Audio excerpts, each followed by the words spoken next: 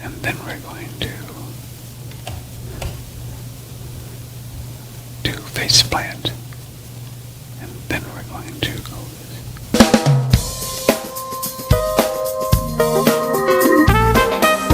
Broadcasting from the beautiful Hill Country in Texas, this is OneRadioNetwork.com.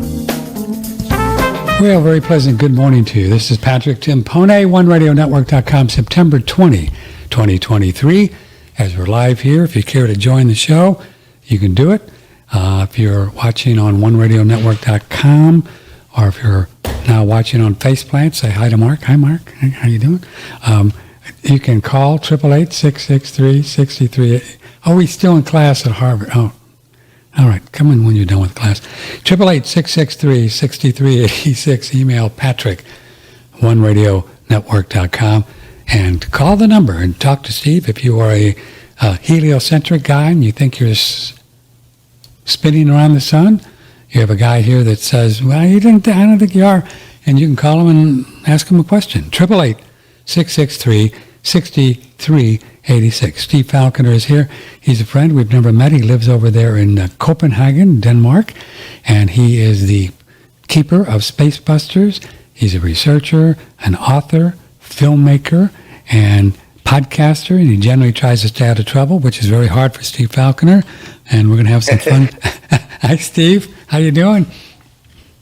Patrick, great to be back, brother. You're my brother from another mother. It's excellent to be back. Let's blow some people's minds today. Oh, Steve is just he's full of old vinegar. I can see it already, or sweet and honey. Okay, I'm fired up, man. Let's destroy some paradigms today, shall we? Let's destroy the paradigm. So he was just telling me some stuff about Kennedy and JFK, and we'll get to that.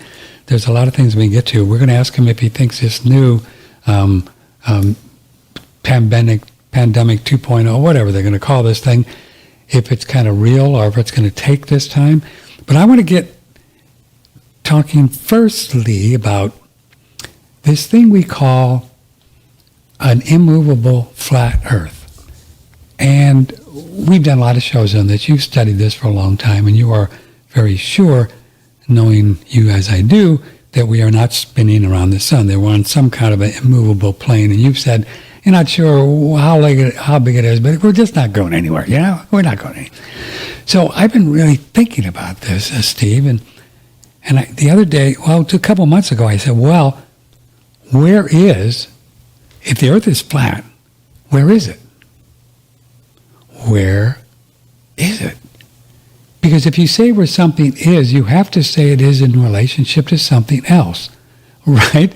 In other words, if you say New York, well, it's in the United States is in blah, blah, blah. So where do you think it is, this Earth? Well, in order to have a where, you need GPS triangulation. In other words, if you know and can prove Los Angeles is where it is, which we pretty much can, I'm pretty sure any of us can go to Los Angeles and prove it's there. Right. And any of us can get in our car and drive to New York or fly to New York and measure how long it took at the speed we were taking, or allegedly in an airplane, but in a car, you have a speedometer and you can see. Right. And then you can drive to, let's say, Toronto or some triangulation point, or somewhere in Mexico City.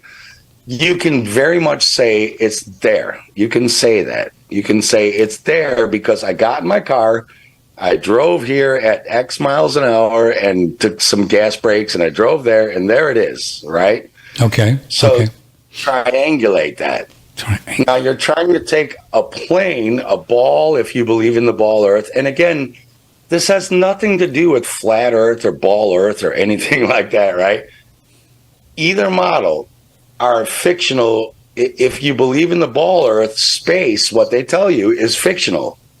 They say the sun's 93 billion miles away, Jupiter's 83 million nautical miles away, blah, blah, blah, blah, blah, blah, blah. You can't go out there in your car and check it. No. They're just saying, take our word for it. There it is. And you're like, how did your telescope get in the car, drive there and do that? You can't do it. On a flat Earth model, you can't do it either, right? So either way, both models, the ball Earth or the flat Earth model, you're taking someone's word for something you can't personally check yourself by getting in your car, seeing how far you've driven, how long it took, and do this and that and the other, right? So let's say there's one star in the sky and nothing else, zero. Okay. Nothing. Mm-hmm. I don't mean black. I don't mean something. I don't mean space as a measurable plane or, can you measure space from the end of space to the other end of space? I mean, there's no space. There's a light in the sky, right? Okay. The only way you can know how far the other light in the sky is from that light in the sky is to be from a third triangulation point in the sky to know how far you are from either of those lights in the sky to figure out how far they are from each other based on how far each of them are from you. Okay, right? I think I'm with you. Okay, I haven't had any coffee, but I think I'm with you. Yeah. So, but if we only have one light, then we only have. Let me put it more simple. Okay, Patrick, can you make a triangle out of 2 points? No. Why not? Oh, yes. If I'm 1 point, then you have 2 points. Then I'm a triangle. How do you make a triangle out of 2 points? Because aren't I one? Because I'm looking at the 2 points. Yeah, but you need 3 points for a triangle. Right. Okay. I'm with you. You cannot make a triangle if there are 2 points, and you certainly can't make one if there's one. You need a third point of what they call GPS triangulation, because to make a triangle and figure out what degree angles those other 2 points are at, you need to be sitting at a third point to figure out the angles from you to point 1 and you to point 2 to figure out, are you a perfect triangle? Are you an obtuse triangle? You need 3 points to triangulate anything. So all they're talking about in space, they don't have the other points. They're just sitting at 1 point claiming that's 60 trillion miles away. That's 93 trillion miles away. That's this. Mm-hmm. Well, do you have a guy sitting on the sun to verify he is 93 million miles away, right? Do you have a guy sitting on Jupiter, Venus, some other star, the dog star miles away? You cannot prove triangulation because you don't have any verification points. In a scientific experiment, you have to validate. Is it right? Steve says I'm here and Patrick's sitting on the sun, and Steve says Patrick's 93 million miles away. Yeah. And Steve says he knows that because 2 points can't validate how far Patrick is without a third point to validate. So we need a guy sitting on Jupiter, Mars, Pluto to say, yep, Patrick and my data came in and we're the same length away. That's correct because we both triangulated it on Earth where Steve's sitting. See, they're just talking bullshit, and that's why their distances to the suns and the planets keep changing. Don't beat around the bush there, Steve. So aren't they claiming that Earth is 1 point and then the sun is another point? Don't they? Isn't that how they get their 2 points? Yeah. How do you know that? You don't have a guy sitting on the sun. Therefore, you don't know how far I am from Jupiter, and you don't know how far the sun is from Jupiter right. or me. I get that. Yeah. Because you need 3 guys sitting on all 3 places to corroborate through scientific method and validation each other's coordinates. Gotcha. No, you're not, because when you look at the clouds, if the sun were 93 million miles away, the rays, by the time they hit the Earth, would be coming straight down because it would be so far away, it wouldn't be triangulated. Because when you look at the sun coming through the clouds, and any person on Earth can do this, the sun's rays come down on a triangle through the clouds, which means with geometry, because you're on the Earth and see where those clouds reach the Earth, you can triangulate that triangle and figure out where it is. And it isn't 93 million miles away, or else those sun rays would come directly down. Of course. This is child shit. You learn this in 2nd grade art class. Okay. You learn this in 2nd grade. You. Yeah, I get you. I hear you what you're saying. The sun thing just makes some. So, but let's go back then to, we know that, well, it might not be solid. It might just be, and we'll talk about it, it might just be another reality that looks solid but isn't really, which is possible, right? Which we can talk about. But we know that there's a thing that we call Earth, and we can just go. But where is it? I mean, where is it in relation to? So I keep getting the idea, Steve, that it just is. It just is. It's a state of consciousness, and we are just a projection of our little minds, right? So we aren't That's anywhere. possible because That's you possible. can't answer that question.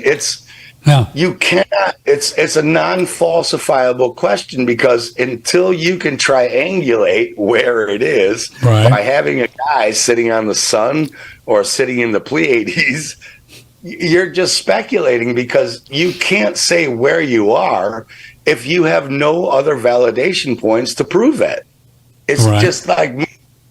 I could say, well, Patrick, you're not in Texas, you're in Spain. Mm-hmm. And you're like, well, prove it. And I'm like, well, I can fucking prove it because I know where I'm at in Copenhagen. I know where Spain is, and I know where you are in Texas. Therefore, I can triangulate it, and I can prove you're in Texas. Because if I call Spain right now and ask the guy, what time is it?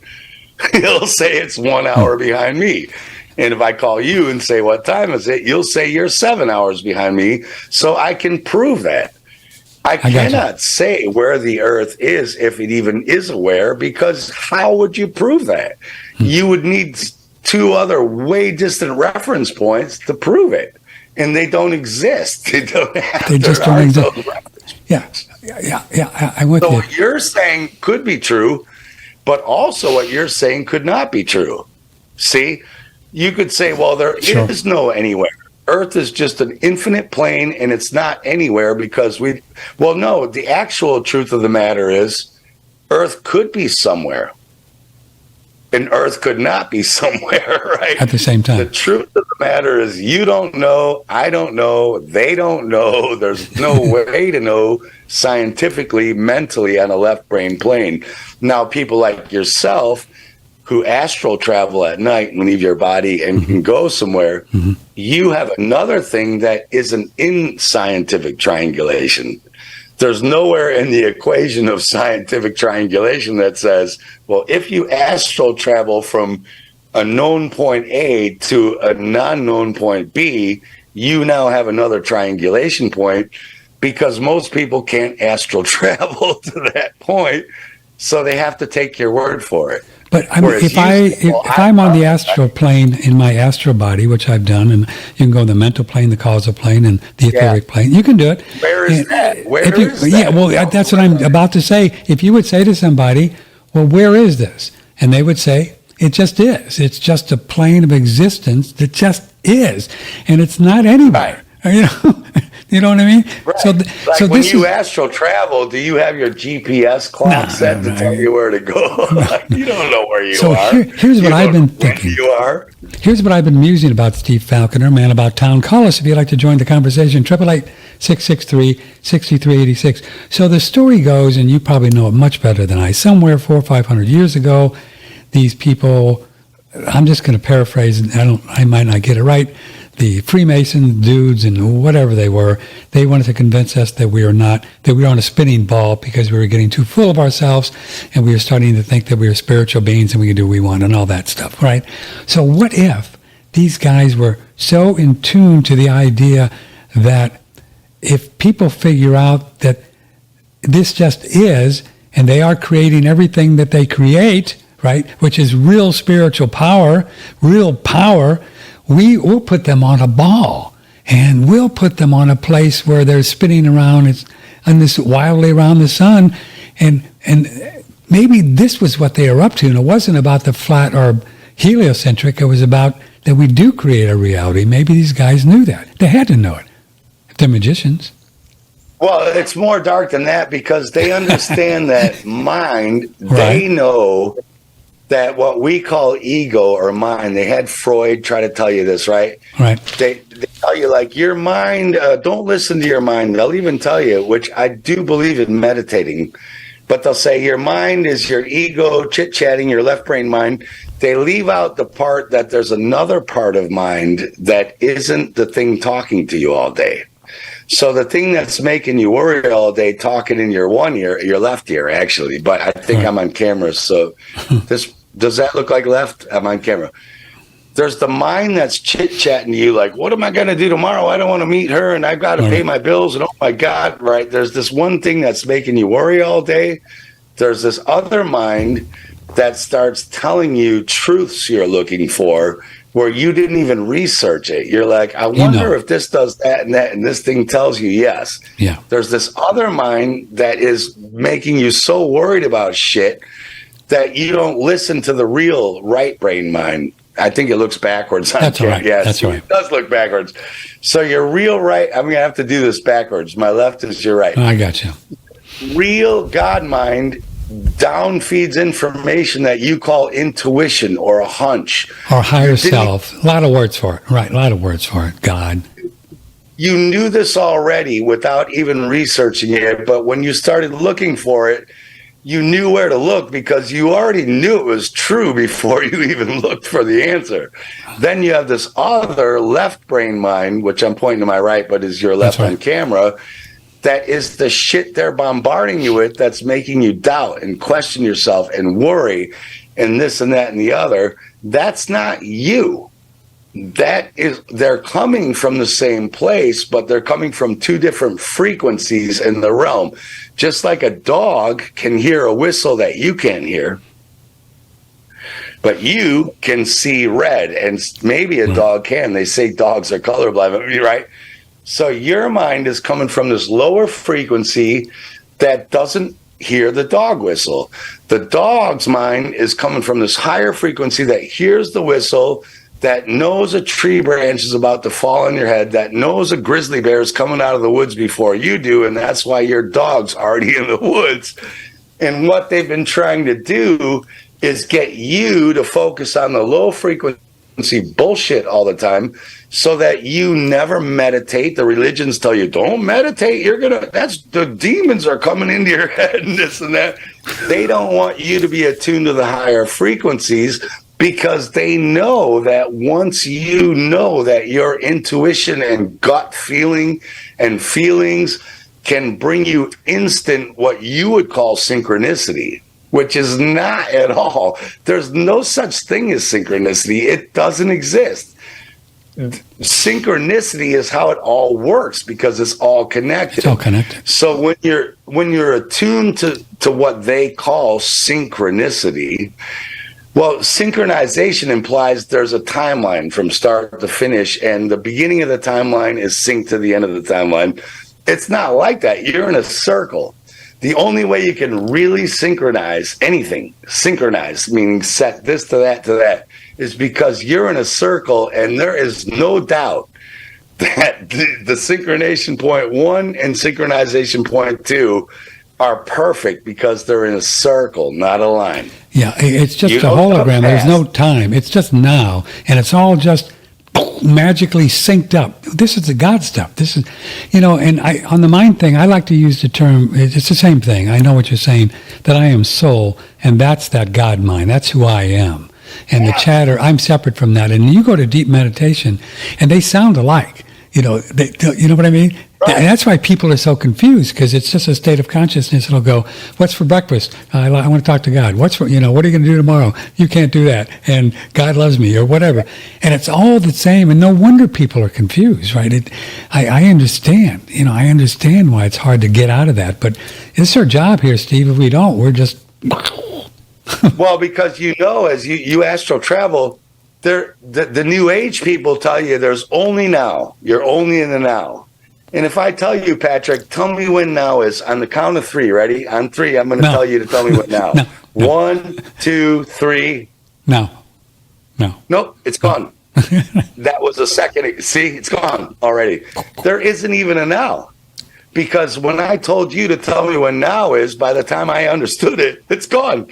So there's no. See, there is no now. There is no. There's a circle, because there is no now. That's also New Age bullshit.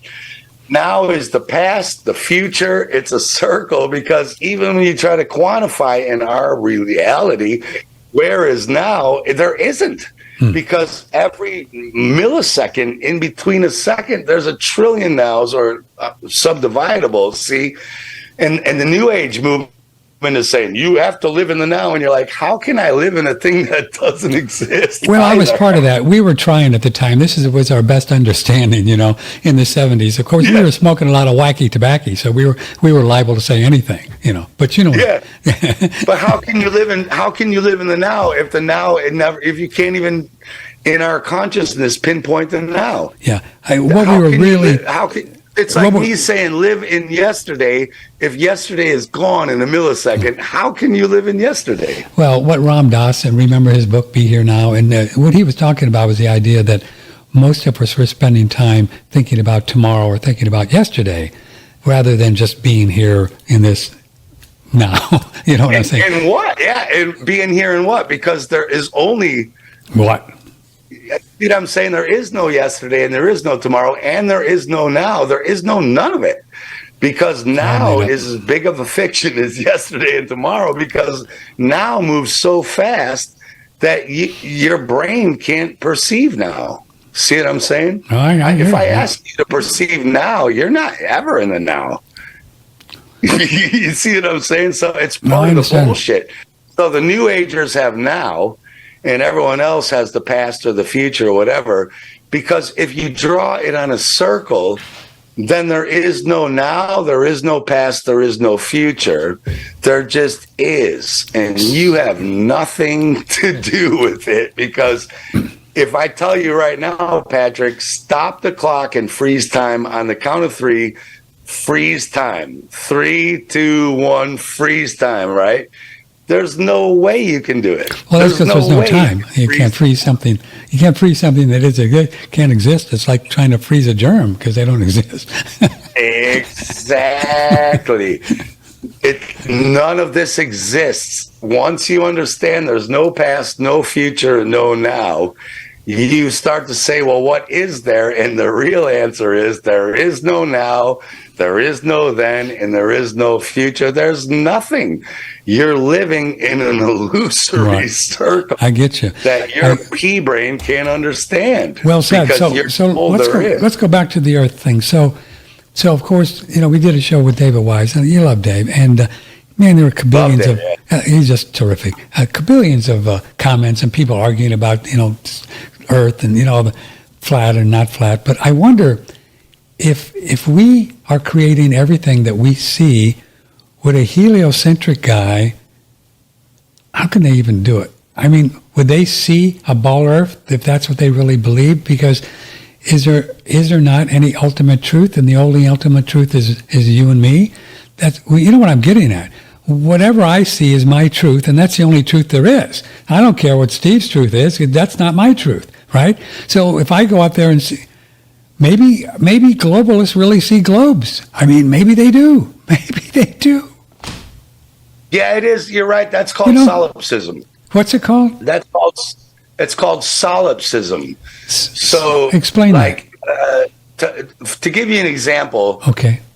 If I spill your coffee right now on your desk and you have a film of it, there's irrefutable proof that happened, right? We've filmed it. So anyone can go back and say, yep, the coffee spilled on his desk. So for you to say, I don't see it that the coffee spilled on his desk, you can say that.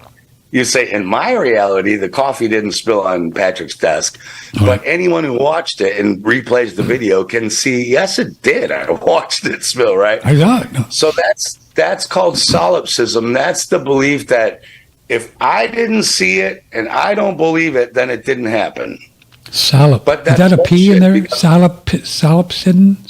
Solipsism. SOLIPSISM, right? Okay. So, yeah, you're right. Like to a guy sitting in India who's riding an elephant right now who didn't watch the podcast, in his world, your coffee didn't spill on your desk because he didn't see it. He didn't see it. He can't prove it. He didn't see the replay of it. So in his reality or his perception of reality, it didn't happen. All right. But anyone listening or watching to the show who saw it happen would say, well, in my reality, it did. I saw it and I can replay it back to you. I recorded it, right? So now you get into the question of, well, whose reality is right? Right? Is his wrong or is yours right? Well, they're both right, because in his reality, he would have no idea. Right. But in anyone who saw it happen's reality, they would have an idea. Right. Now you've got those in the middle who could see it happen and go, well, it's just on video, and for all I know, Patrick put a CGI on there and made the CGI spill the coffee, right?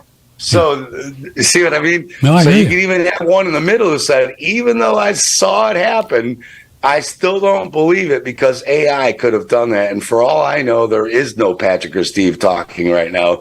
I'm watching some AI production, right? So this is the weird line we're in, is you don't even have reality versus solipsism anymore. You've got this blurred line where we don't know what the fuck is going on, which is great. So the question is, what is reality? And the answer is, there isn't. It's your perception, because everything here is mind, which is coming from an energy from the ether, precipitating through the ether, through elements, through real earth, fire, air, water, gases, if you want to call them. Yes, sir. Into what we call reality. So you have mind precipitating into perceivable, physical, touchable, observable reality. But it all came from the ether, the mind. Put it this way, if there was no sun, right? The sun gives the light. Now we have LED lights, and so we could argue this at night, right? If there never was a sun, never was, before we invented light bulbs and all that, you would see nothing. You wouldn't know any of this was here, right? The sun is worshipped because it's what you see. It's what's giving life to all the plants that you smell. It's what's giving life to all the life that makes the sounds you hear. It's what's giving life to the humans that make the songs you hear. It's what's any sense of the five senses you have that are picking up noises are coming because the sun put life into the planet for things to make noises. Mm-hmm. Right? Okay. Take away the sun and tell me what makes noise or smells or tastes or you can touch. Nothing. It all dies. That's what these green people are all about. They want to kill everything on the planet except the sun. And that's why they'll never win, because the sun grows everything on the planet. So you can kill it all. You can take all the CO2 away and kill everything on the planet.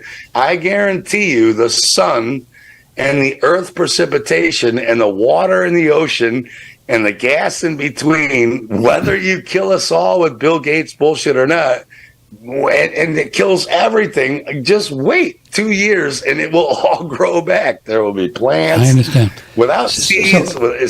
So let's go back to the reality thing. So my experience is that if I do not believe and think something exists, in my experience, it does not exist. It only is your experience. My experience, which is the only one that counts, because that's the only truth there is for me. But that's all there is. Yeah. That's all there is my experience. For me. For you. Yeah. And for a person living in Gaza, I understand. That's their experience. Yeah.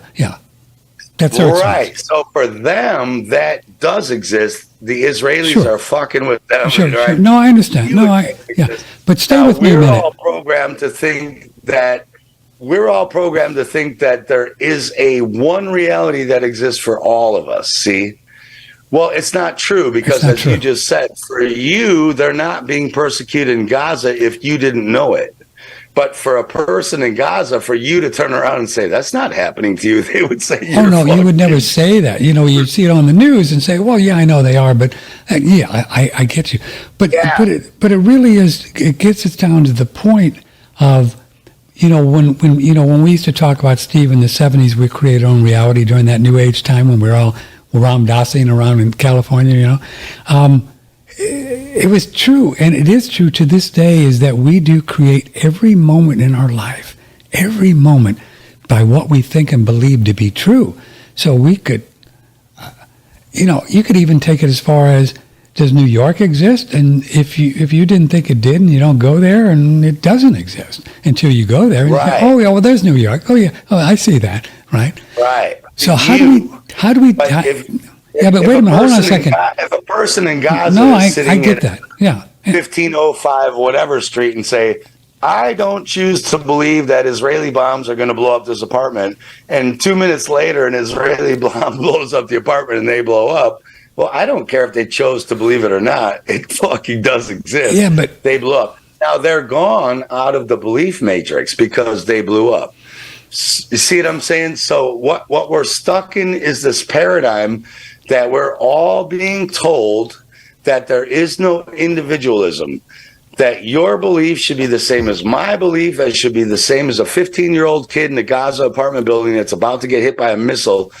And that is reality, and that's not. Well, it's individual, and what they're trying to do is take away individualism because your individualism is your perspective to your reality. Right. And they want to hijack your reality by telling you that it's not valid. I agree. And that's their whole thing. That's their whole thing with these injections and this and lockdowns and WEF is to get Patrick and Steve and our guests into believing that this is their reality, but it's just not.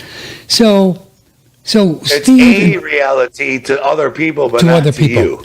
So then what Patrick and Steve's job would be, and our listeners, is what? We cannot change somebody else's reality. We cannot change what's going on in Gaza. We cannot change what's going on at the World Economic Forum. We can't.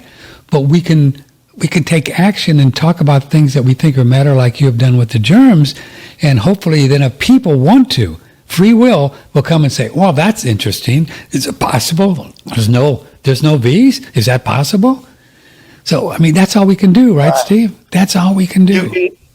You can't change all of it. And I've been watching some of your recent shows. You said, is it possible to accept everything that's happening without judging it, right? I saw one of your shows. You said, is it possible to accept everything without judging it? Yeah. And even not saying it's bad or good or whatever, just accept that it is. Yes. Is it possible?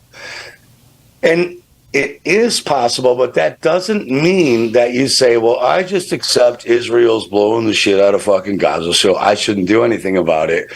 It means that you accept they are and that it's going on and that you acknowledge it. Now, if you're in a position to do something about it, if you know somebody who can know somebody who knows somebody can do something about it, it is absolutely your position to do something, to tell somebody if somebody can do something. And yes, you can change that, because I've made movies and got emails from people saying, me and my wife and kids were going to take the injection and we saw your movie and we didn't. Exactly. Which means that's a free will thing, though. That's a free will. Right. That's a free will thing. You have the free will to get involved and talk about it and find people and change if you want. But you don't have to. No, you don't have to. They had the free will to listen to what I had to say, think about it and research it. They did it. Right. My free will to tell them about it had nothing to do with whether they did or not, because a lot of people have seen my movies who did go out and take the jab. My ex-wife included took all the boosters, right? She saw my movies and did it anyway. That had nothing to do with me. So if you think your actions are changing the holography, you're wrong. Your actions are changing the wavelength of the holography for those who want to resonate with it, and their actions are changing it. You didn't. I get a lot of people saying, you saved my life, and I keep writing them back. I didn't do anything. You saved your life. I keep telling them, I thank you, but I didn't save your life. You did, because you saw what I told you. You looked into it. You made the decision not to do it. So did I come and hold you and your wife and kids down and lock the door from the government from injecting you? No, I didn't do anything. Yeah, and that's another play on to what these controllers or would-be Steve Faclconer, they want you to believe that you need somebody else to tell you what to do. You need some expert to tell you whether or not you should eat meat or vegetables. You need some expert to tell you whether or not the earth is immovable or spinning. You need us to tell you. Yeah. Because without us, you don't know. Yeah, and we're no different. See, like, we're no different, Patrick, than the real media, right? Because there's a lot of people listening to shows like this or watching my films or listening to all our guests and all that we make. They're also looking to you and me to tell them, is this right? I know. See what I'm saying? No, so, I know. well, how are we different from the mainstream media? We're not. See, we're different because we can say we can't tell you, and that's what I'll tell people. You are your only expert with food. I eat this stuff, but try it, see if it works. That's all you can do, right? It's kind of a human thing to want somebody to tell you what's right. I mean, we've all been through that our lifetime, but it's not, yeah. But the difference is, so we know the government's giving you false information on purpose. We know that. Like, oh, come on, wait a minute. Are we really? Oh, I'm shocked. Wait, I'm shocked. And we know that you and I are trying to give you what we think are truthful information. However, you know this yourself because you have tons of different guests on with different opinions, right? How many of your guests have conflicting opinions with the previous guests? Like, all of them. All of them do. All of them. Yeah. Yeah. So you're not ever saying this is it, right? See, you're not like the mainstream media. If they were you, they'd be like, well, listen to this guest because that suits my sponsor's agenda and fuck this guest. But you're trying to say, I don't know. Here's a bunch of information. Make up your mind. And so we're no different than the mainstream media. If you're listening to us for a solution, you're in the same wrong fucking place that everyone else is in when they're listening to mainstream media. We don't know. But we do have an educated opinion that we know that doesn't work, right? See, so it's like you just said, it's on every person. You don't just listen to the radio and then go about your daily life and then think you're fixed. You listen to the radio, you hear some conflicting information, and then you stop watching Netflix and go about your daily life researching what these two weird people on the radio just told you, and then digging deeper and deeper into that, and then you make the decision. See, well, Steve, isn't that what this? Make your decision. You make the decision, and we just tell you where to go looking. Isn't that? I think this is really what this time is about. People have called it the Great Awakening, or who knows what it is. But there's a lot going on. People are becoming to newer observations and becoming more aware of what is. I mean, you can see it. I get the emails. I can see it. So that's what this is really about. So people can choose for themselves and figure out where they are and where they're going to go from here. What else are we going to do? Yeah, and that's what the system has taken away. That's why they're all about. You want to call it communism, you want to call it communitarianism, totalitarianism.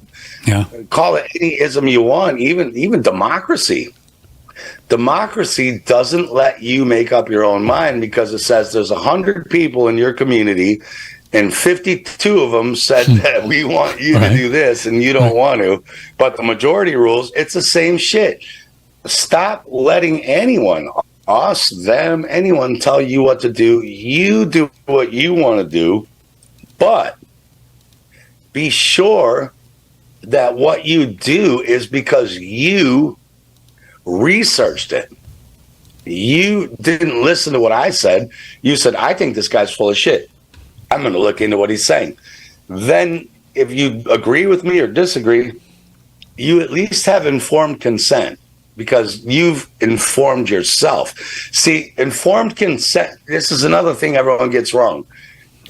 Oh, the government tricked us into taking shots because we had no informed consent what was in the vaccine. You're like, well, who's supposed to inform you? You think Pfizer is going to inform you what's in their poisonous vaccine for profit? You think Moderna is going to inform you what's in there? Who's going to inform consent? You have to inform yourself by looking and going, what is the Pfizer stuff? Yeah. Right?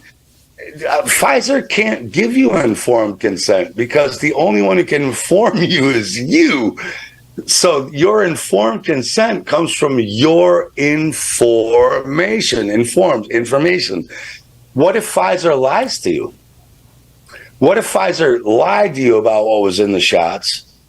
And that's informed consent, because they said, well, we informed you. And you say, yeah, but the information where informed comes from was a lie. Well, we gave you informed consent. Well, what are you going to say? Like, yeah, but you gave me the wrong. It's you who has to inform yourself. See, no one else is to blame. Not the Jesuits, the Illuminati, the Jews, like the Pfizer, whatever you want to blame, Donald Trump. They're not to blame. You are. Because you are responsible for informing yourself and your family. And I think the media creates these. Lie to you. Of course they are. I think the media creates these villains because they want us to blame them and not take responsibility for it. So don't they? They just create these villains, whatever they are. They create. You got to blame them. Yeah. Oh, it's Trump's fault. He was the father of the vaccine. He told me to take it. It was Klaus Schwab's fault or whatever.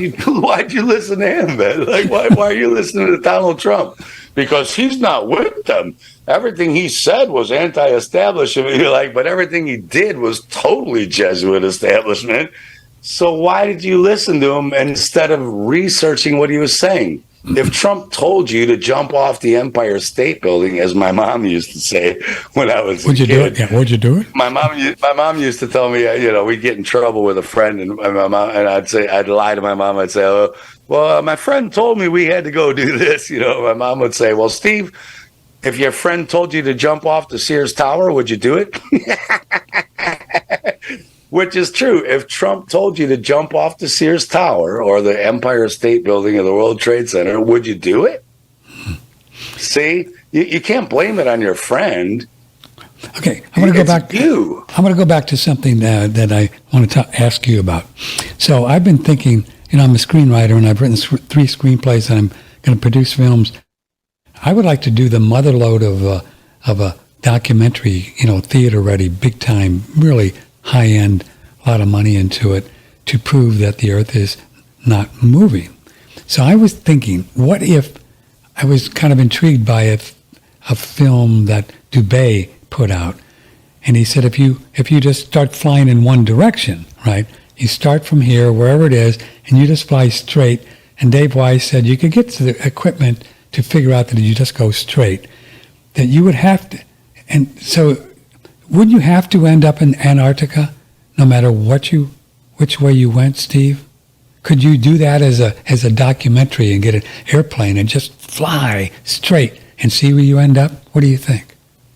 Only if you go south, because there's no, people have to get this through their mind. There's no such thing as south. Your compass, which is where we get the letter Q, right? The letter Q, you have a circle with a needle in it, right? And you get the ancient symbol with a circle with a line coming down the middle of it, right?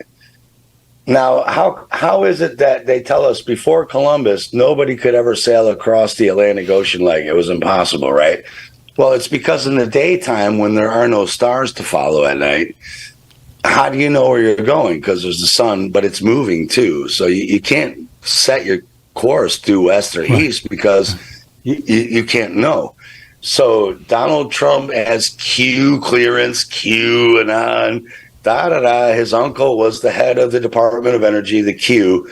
In the ancient Masonic orders of Ireland and Finland, they knew the Q was the compass. North is in on the flat earth plane. There is no such thing as south. South is the absence of north. The moss grows on a tree facing north. The compass tells you you're going east or west because it knows only where north is, right? That's all it, excuse me. Go ahead. Yeah, that's right. It only knows where north is. So the little thing goes to north. Right. So, sorry, go ahead, have a drink. You need some. Yeah, you need I got some orange juice here. Hold on. So there's no such thing as south because south means an absence of north.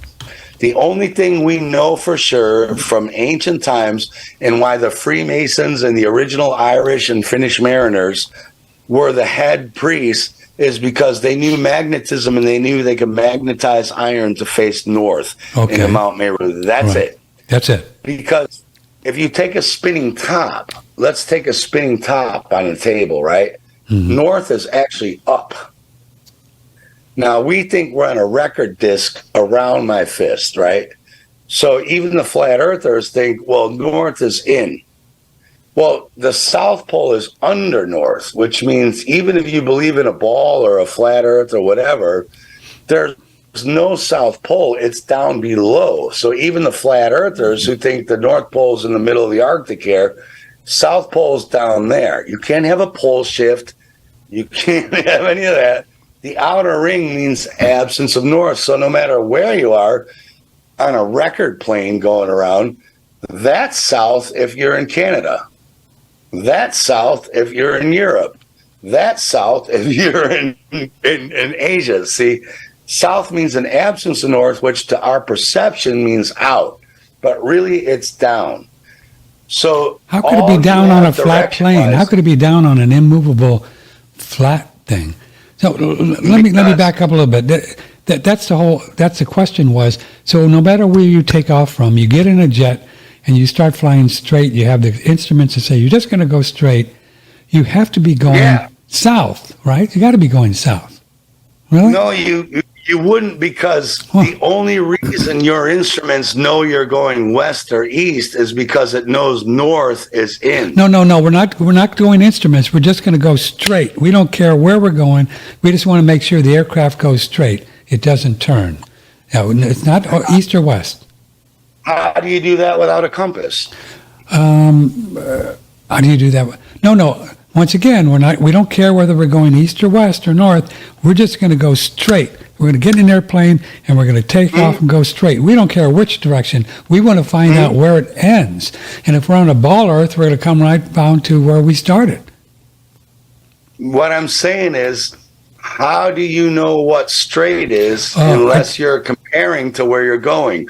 So, in other words, I talked to Dave Weiss about that. He said there are instruments in an aircraft that you could use to only go straight and not have the aircraft veer anywhere, just straight. They can't, because I don't know if you can see this. Okay, well, kind of. Let me see. Yeah, I see that. Okay, I see a circle with a little circle. Yeah, in between. Yeah. Here's the North Pole, right? Now, you think you're going straight this way. What you're saying is this. Why don't you just keep going straight, right? Well, then we're going to go to the Antarctica.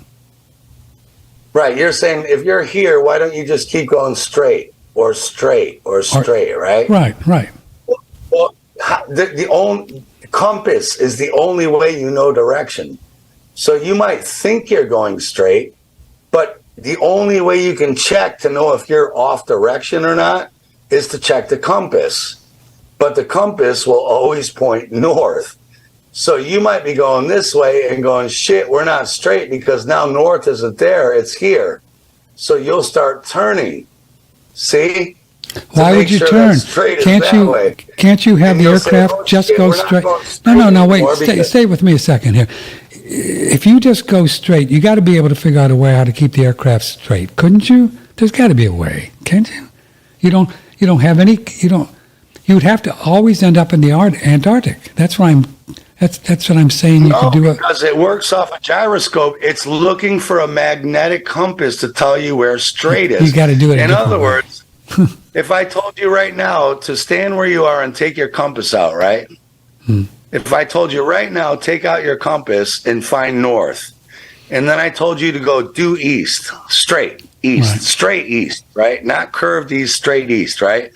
Well, the more east you got, north would start to go lefter and lefter because you're actually going around a curve. No, I understand. So you would say, Steve, I am going straight, and I would say, how do you know that? And you'd say, because I have my compass. I know which way I started. It's 29 degrees east on this dial, right? And it's 17 hours later, and I'm still 29 degrees east. Well, the problem is north is now curving left. So for you're going to correct yourself to say, I need to be going 29 degrees east. You're going to move because the north is moving. See? But I'm not going to use a compass to go straight. I'm going to use another means to just keep the aircraft straight. And what, you're going to get 75 trillion rulers and lay them down in a row? That's why I'm talking to you. I don't know. But there's got to be a way to prove that some aircraft would land up in Antarctica, wouldn't it? There is, but what you're saying is the way to prove it would be to lay down 79 billion straight fucking rulers and correct them, and then make sure the plane could see them. But the plane doesn't have that instrument. The plane has a compass. And yeah, but you'd have to do it a different way. You got to forget see? the compass. Forget the compass thing, because that's not going to work. I hear what you're saying. Well, that's how a plane works, Patrick. Yeah, well, we're going I to get see a what special you're saying. plane. We're going to get a special plane. We're going to get some geek to figure out how to go straight. Also, what if this was? Is it true then on a stable Earth model that the North Pole is in the center? Is that true? Do we know that for sure, or we just believe it? Which is it? North? It's on both models. It's in the middle. Okay, in the middle. So then if you did take a compass and just go south, right? Just go south. Oh, that wouldn't prove anything, because then they'd say, sure, you went south, you're going to go to Antarctica. Pole. Yeah, you go to South Pole. Yeah. Okay, that doesn't. And if the South Pole turns out to be an ice ring, like the flat Earth people say, right? Well, I don't care if you're in Greenland and go south, just means away from the North Pole, right? The opposite direction. Well, if there's a giant ice ring around and you're up here in Greenland and you go south, you'll hit an ice wall. Yes. If you're here in America and go south, you'll hit an ice wall. If you're here in Brazil, you'll go, see, you will hit an ice patch. And how do you know that you're at a little South Pole and not a ring? Because it's the compass. It's the compass. But what if you documented all those different flights? Would that prove it? That the ice wall is all around you? That might prove it. You know what I'm saying? If you did it from, just like you said, if you did a straight line from all those different places and you still ended up in Antarctica, wouldn't that prove that the Antarctica was all around us?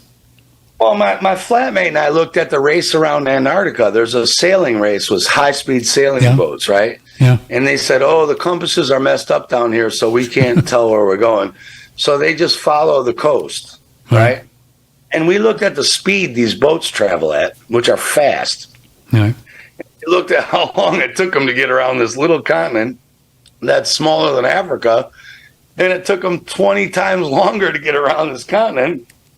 And you're like, how did that happen? Well, they raced around the ice ring. Yeah, right. Because they just think we're hugging the coast. So we were like, look at the speed these boats travel at, and look at the size of this continent. It's like Africa. You should be able to travel around it in 12 days. How long did it take them?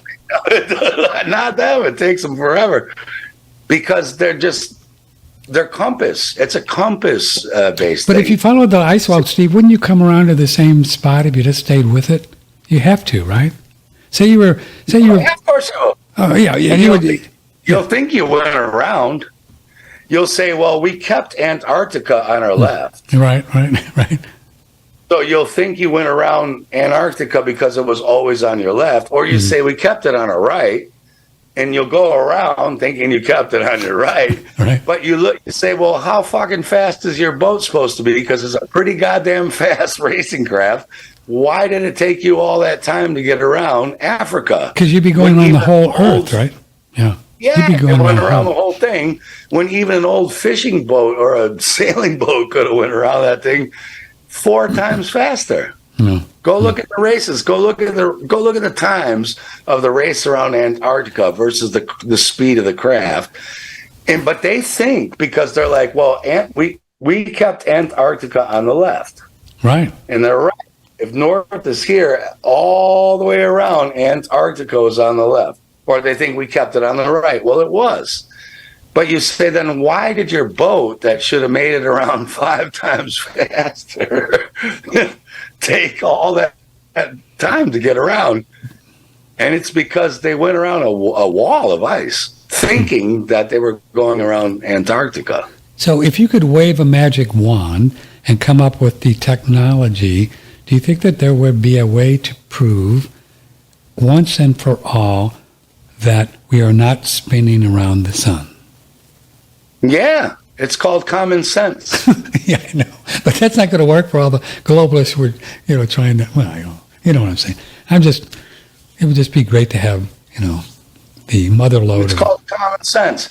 You know that water always comes to a level. If you look at a waterfall, it will always come to its level. It doesn't mean there's not a difference in the level of the top of the waterfall and the lower. But there's always a level, a drop, a level, a drop, always to a level. You look at what the maps all say, they're based on sea level.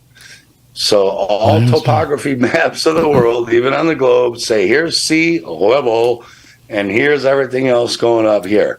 You put your clothes in the washing machine and you spin them around at 60 miles an hour, and the clothes don't come to the middle and stick from gravity. They go to the outside of the thing. You go to the carnival and you stand in the spinner, and when it spins fast enough, you stick to the wall and the floor drops out. And except for the fat guy, all the rest of you stick to the wall. You don't go inside. You don't all hit each other's head on the inside, because you know it's not centripetal, it's centrifugal force. Yeah. Now you put yourself there. You look at the North Star and say, this has been there forever, since the beginning of documentation. Draco and the Big Dipper, King Arthur, the swastika has been circling around this North Star since the beginning of recorded history. That's a good one, isn't it? Just that metaphor, isn't it? That the stars are spinning around. How could they possibly? How long does it take them to go a whole thing around, Steve? The stars? Is it a year or just every day? Well, it's a day, and then so there was the pre-Celanese. So there was a time called the pre-Celanese people. Mm-hmm. There wasn't a sun in the sky. Really? It's called the vapor canopy, and there actually wasn't a moon at the time either. Whoa. So there was a vapor in the air, and the stars were 5 times bigger than they were now because they were magnified from this mist in the sky. Wow. Now, the sun was there. It doesn't mean there was no sun. It just means there was, like, on a real cloudy day for us, right? Mm. It was super cloudy day. You couldn't see it. So what they could see in the day is the stars. This is why when you look at the zodiac, you say, well, when the sun's up, how do you know where the zodiac? How did the ancients know that Aries was here? Right? At night, you can see. At night, you can see where they all are. Mm-hmm. How did you know at 12 o'clock today the stars were here? Well, they could see them because they could be seen and not the sun. So they were on stars, shars. The old calendars were on daily rotations of Draco, the Big Dipper, around the stars. Daily, every day. That's why they get the calendars wrong. They think the Egyptians and the Mayans and the Sumerians, they think, oh, well, civilization got blown up 12,000 years ago. You're like, no, they were on daily rotations. They weren't on annual. So it's not 12,000 years ago. It's 12,000 day turns. Then these calendars start to come into sense. The only thing they could see was the stars. Then they had the vapor canopy collapse, which we call the Great Flood. Then you could see the sun. And also, when you look into the pre-Selenites, the Celanese, S-E-L-E-N-E-S, suddenly the moon appears. Ooh. We didn't have a moon. There was no moon. So people used to be star worshippers, which are the Irish and the Finnish, the Jews, the Hebrews, the Jews, the real Hebrews and Jews. Suddenly you have the moon worshippers, the goddess worshippers, right? You're like, well, why did the world's religions change from star worship to moon worship? Well, there wasn't a fucking moon.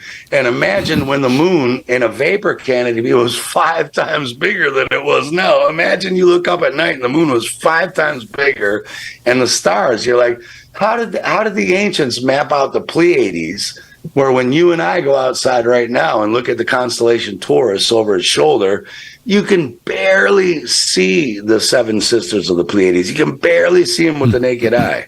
With a telescope, you can kind of see them. Well, how did the ancients map out even smaller star systems than that? Well, they were 5 times bigger. Then there's this moon, and oh my God, everyone's like, this is the new God in the sky. You're like, yeah, imagine the moon 5 times bigger. Then the vapor canopy collapses, and the sun's finally visible. The sky's not purple How long ago was this? How long ago was this when they did the whole vapor thing and they couldn't see it? How long ago do we know? Well, yeah, like 1250 BC for the children of the sun. 1250 and 22 something BC for the moon. Yeah. Wow. So people are wondering, how come we have the Jews, the star worshippers, and then we have the goddess worshippers of the moon, and then we have the Jesuits in the Catholic Church and the sun worshippers? It's because what would you be worshiping? You'd be worshiping what you see in the sky, right? Mm-hmm. Of course. What else would you be worshiping? Like a frog in the pond? You would, you know, do that. right? You know what I mean? What would you be worshiping? You'd be worshiping what you see. So Going back to if the all North you Star. saw was the stars, you'd be a stellar cult. And if all you saw was this giant moon, you'd be a lunar cult, which came next. And if all you saw finally was the sun, you'd be the children of the sun. The children of the sun. Which came right after the Ogaisian flood. It kind of makes sense. So back to the stars, back to the North Star. You said it's always been there. And so now today in 2023, how long does it take for the stars to take one circle around so they're back in the same spot? Yeah, one day? Okay. So, And it did that too, yeah. and so we can look at this and we can see that the stars are going around us. So my question is, and maybe this would help people who are still on the fence of globalers, if we were spinning around the sun at 66,000 whatever, and then the whole thing is spinning around the Milky Way, and the Milky Way was spinning around this, whatever they say it is, how could it possibly be that these stars would be in the same place every night, every day? Never. Never. It's not even possible. Not even possible. Not possible. Not even the next day. Not even the next day. And more importantly, you have to say, how is it the zodiacal sciences? Now we have astronomy apps, which are computer driven. Right. So now we can say, okay, Virgo is up there, right? But when you look in the sky, you see the sun. And maybe in the summer you see the moon, right? You say like in August you see the sun and the moon. Do you see anything? Maybe sometimes Venus. Do you ever see a star in the sky? During the day, sometimes, don't you? I don't know. I think One or two. Do you see all of them? No, you don't see all of them. But every now and then you can see a bright one, yeah. Right. But the ancients built a zodiac showing you where those things were all day long, all day, every day, and you can't see them. How? How did they do that, right? Now we have a computer, so you're left with two options. Either they had computers, which is possible, Possible. or, right, that is one possibility, that they had a technocratically advanced civilization with computers, or they didn't see the sun because of the vapor canopy, but they saw stars in what we call the daytime because the vapor was letting them through, but not the sunlight. Which would bring into question, what is sunlight? What is moonlight? Which we talked about before. Cold layout, right? But see, how did they make a zodiac without computers that knew exactly that Virgo would be there in August and this and that, when you and I to this day cannot see it, even with a telescope? Can't see it. This leads us into a great question. Thanks for having Steve on. This is from Sharon. So is it true that all cultures before this, something happened with the flat earth and the globalists, that all cultures believed in a flat earth with a firmament? Is that true? They were teaching this up until the 1930s. And I saw a woman, Really? I saw an interview with a woman the other day who was 100 years old. And she said, yeah, we were told that the earth was flat when she was a kid. Is that right? In the 1920s. Yeah, she was told in the 1920s the earth was flat. And I've read stories in England where the Jesuits came in 1935 and their teachers were trying to teach flat earth. And this town in England ran the Jesuit teacher out of the school because they're like, it's not fucking round, it's flat. Like, this stuff isn't even as old as you think. This was common knowledge into the 20s and 30s. You mean back in 1800 and 17 and 1500s, people believed this was a flat They plane? knew this. They knew this. Yeah, they were taught this. This isn't as old as everyone thinks. We're told the Jesuits brought this in 1560 or 70. Yeah, exactly. No. They tried to bring it in, and the old belief was still here in the 1900s, 20s and 30s. This isn't as old as everyone thinks. It only took 3 generations to brainwash everyone. Yeah, I guess you can do the whole schools and the astronomy classes and the universities. You can fix it all in a few generations, right? Boom, done. There are newspaper articles in the 30s talking about the flat Earth. I've got a biochemistry book here from the 1930s saying, well, the Earth is probably going to be found out to be flat, and the potassium chloride will explain the ice wall because it generates immense heat, cold. in the Arctic seas and the Arch of like, this was normal knowledge in the 20s and 30s. Well, they did it pretty quickly, huh, man? They got us good, didn't they? Quick. Phew. Man. Well, 3 generations of brainwashing and boom. Yeah. And now we have this fight. Now, there's also, like you're saying, because what we talked about to bring this full circle back to reality, right? Yeah. If you come up like we all did in this Jesuit brainwashing program, you'll see flat earthers and ball earthers, which will get back to the shows you've been doing recently, right? You will never, a flat earther will never get a ball earther to believe that the earth is flat, no matter how much evidence they show. Just can't do it. And the reason they won't is because the other one's mind is set on it. Right? And you know this yourself. When you meet a flat earther, they admit they were a ball earther. Yes. And they know the ball earth argument very well. A lot of times when a flat earther talks to a ball earther, the ball earther doesn't even know the actual science behind their argument. They cite it, right? They cite the argument, but they don't understand it. Whereas the flat earther understands because they were one once, and the flat earth knowledge made them question it and look into it. Flat earthers, just most of them, there are some bullshit flat earthers too, like, don't get me wrong, there are some retard fucking flat earthers out there who haven't looked into any of the science. There are, I'm not going to deny that, but the real good ones like Dave Weiss and the other ones, they know both sides of the argument, and so they admit, they say, I was like you, right? But the real vehement sticklers to the ball ones, they don't even know their own argument. They know they can regurgitate what they were told in school, but they don't logically know the argument and the fallacy behind it. Do you see what I'm saying? Yeah, I understand. So they will never come over. And now again, we get into, if you spilled your coffee, did the guy in India see it, right? Yeah. If the ball earther refuses to look at the information you're presenting him, as far as he's concerned, it's not flat because he didn't see it. Do you see what I'm saying? I totally get it. See, when we bring this full circle, you have 2 coexisting realities because that guy don't want to look at it. Just like the guy in India didn't see you spill your coffee, that guy don't want to understand that someone lied to him for 30, 40, 50 years of his life and made a fool of him. Nobody wants to do that.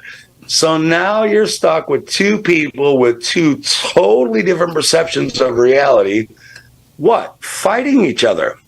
Online, you can see it. Yeah, that's what's crazy. Yeah, I want to get beyond that. Okay, Steve, I got to do a quick little break. Stay right there. Steve Faclconer. You can check out Steve. All you got to do is Google up or DuckDuckGo up Spacebusters, and you'll find him all over the place. He's got a whole bunch of great videos. He got all kinds of stuff that you can find. It is Spacebusters with Steve Faclconer. If you care to join the show, 888. I can't believe we haven't had any calls in here. A lot of folks were interested in this, but who knows? People are shy. 888-663-6386. You have a question or comment for Steve, Patrick. This is OneRadioNetwork.com. We make a living here, and we are very honored to be able to make a living by promoting various products that we have been promoting for 15 years. We have things like molecular hydrogen, saunas, Surthrival products from Daniel Vitalis, Shen Blossom products from Brandon Amalani. We have great products in the form of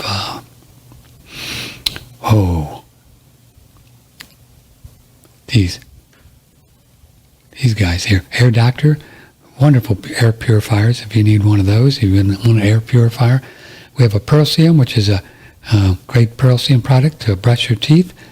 This little guy here, this is a wonderful EMF protection device. It works on the cells in the body and helps the body to deal better with these EMFs that we're everywhere.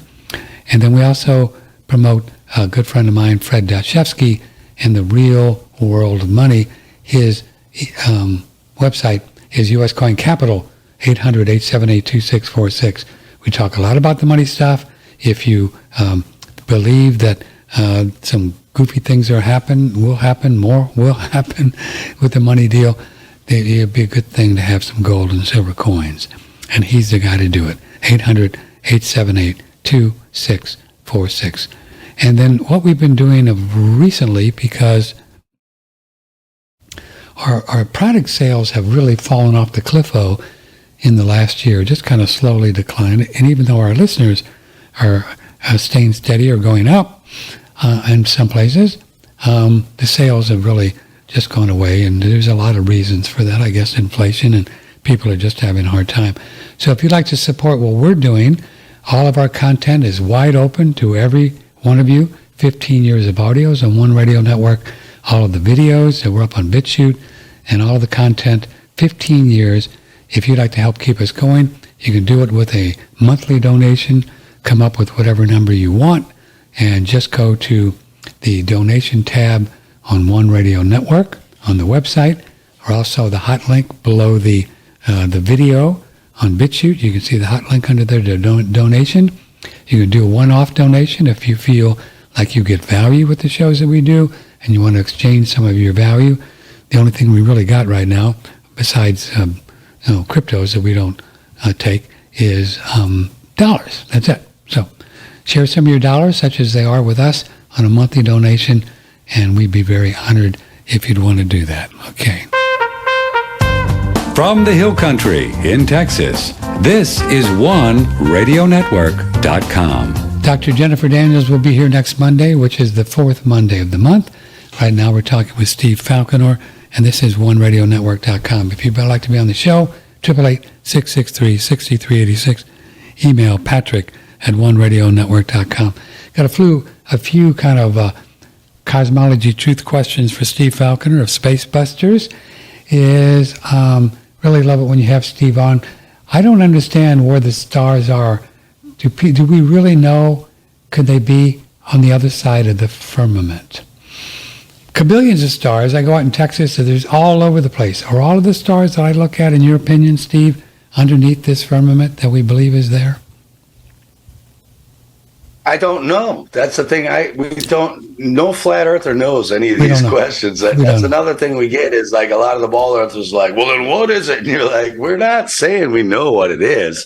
We're saying we don't know. Now, because they keep rotating around Polaris, which you can time lapse, everyone can do it. You can see it. You can set your goddamn watch to it every night if you want to.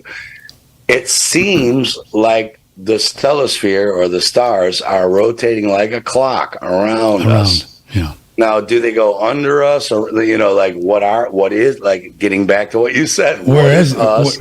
Where are they? We don't know, but we can time them. And I promise you, if you're flying around at 60,000 miles an hour this way, spinning 1,000 miles an hour that way, around the sun going 63 million miles an hour there around that, there's no fucking way Polaris would be sitting dead straight in the sky every night. Just can't happen. No way. So are the stars moving around us all together at once? Well, it seems like it, because they never get farther away. None of the if you got a constellation here and here, as opposed to Polaris, they never get closer or farther away. That we know. We can measure that, and we know that. Astronomers don't disagree. So whatever the stars are, and whatever mechanism they move at, they all move together as if they're one. Yes, they do. Yes, they do. Now, and a lot of people ask flat earthers, well, then how do you explain that? And I'm like, what the fuck do I look like, Houdini? I don't know how to. Do I look like God? Or? All I can tell you is it is. So, I don't. Let's take this phone call. Good morning. You're on the air. Who's this?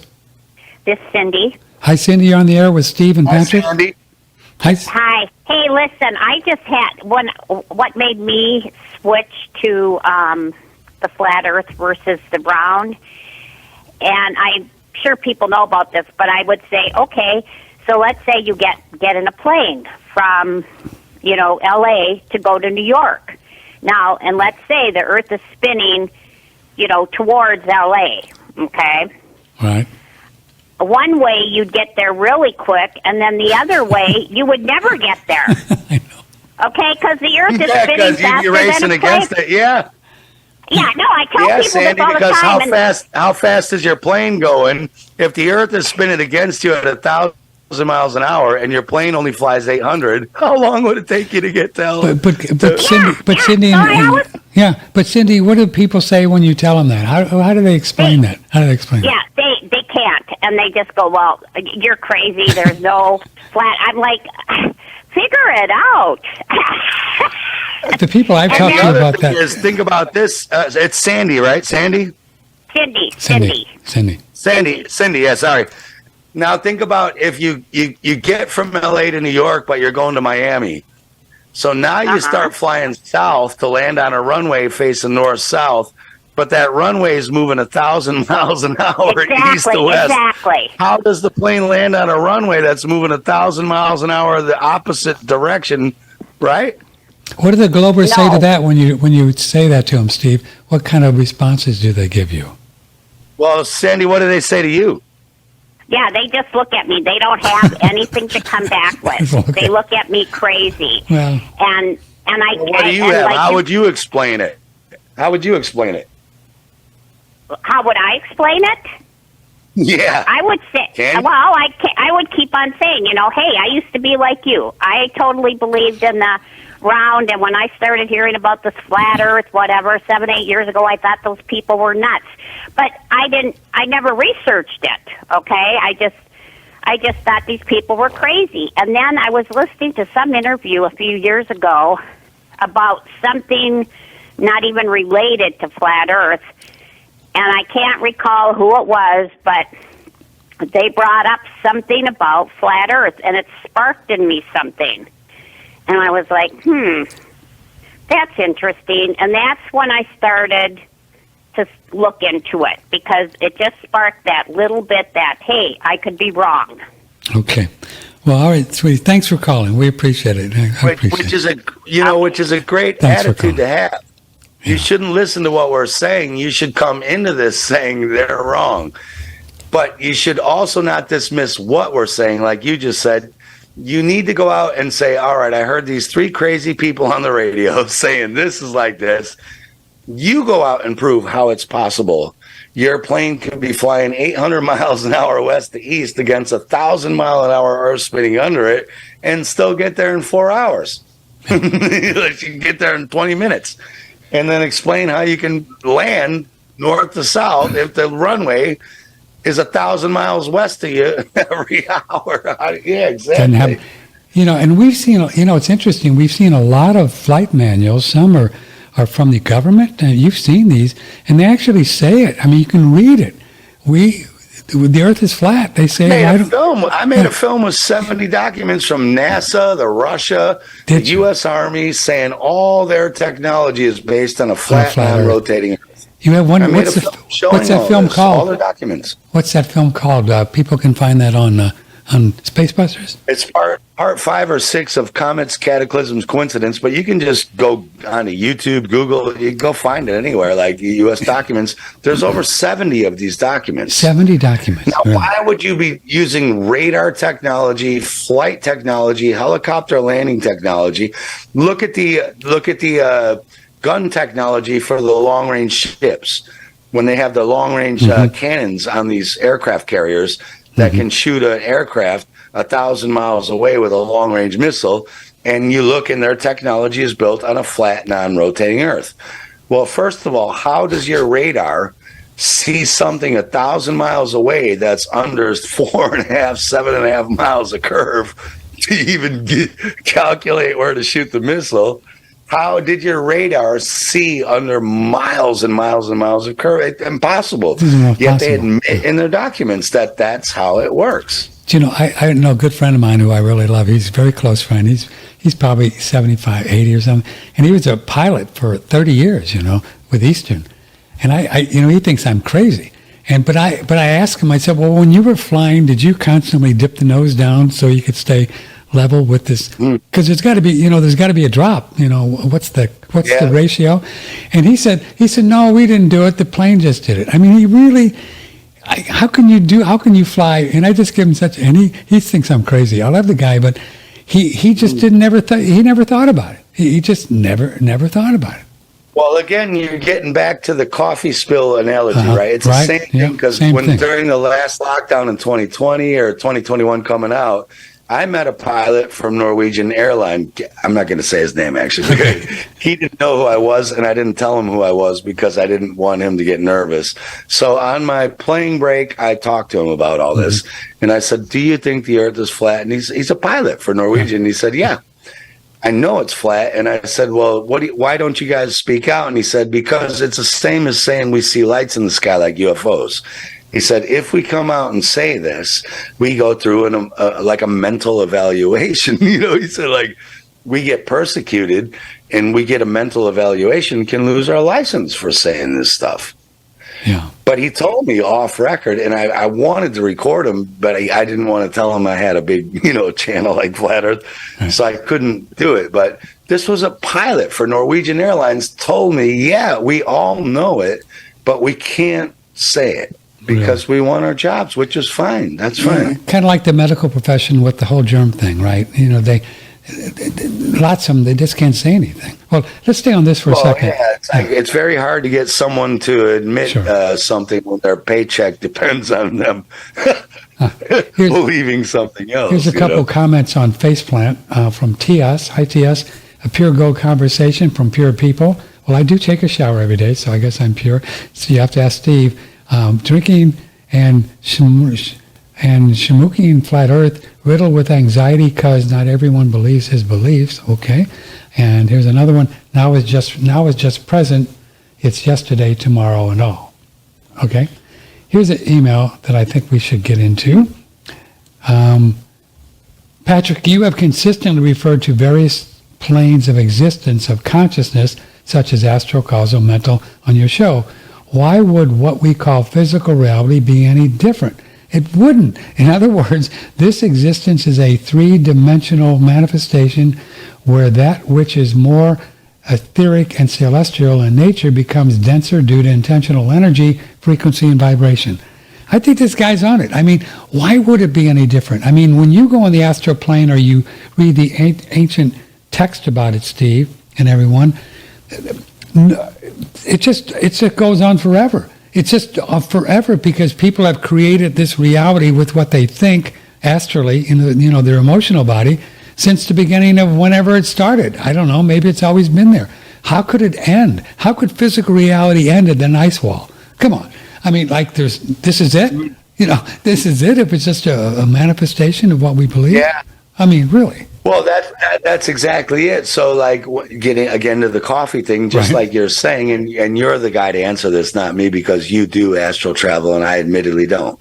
But if you believe that there's a cosmos out there and space is real and blah, blah, blah, blah, and you look into a giant telescope looking out in there and stuff, even if the moon is really only 3 miles away from you, in your eyes, you're going to believe the moon's 280,000 miles away, and you're going to believe that the constellation Pleiades is whatever they say. I don't even know what they say, right? So, and it will make it appear that way for you. Whereas if you and I look in the same telescope, it's like ask a kid.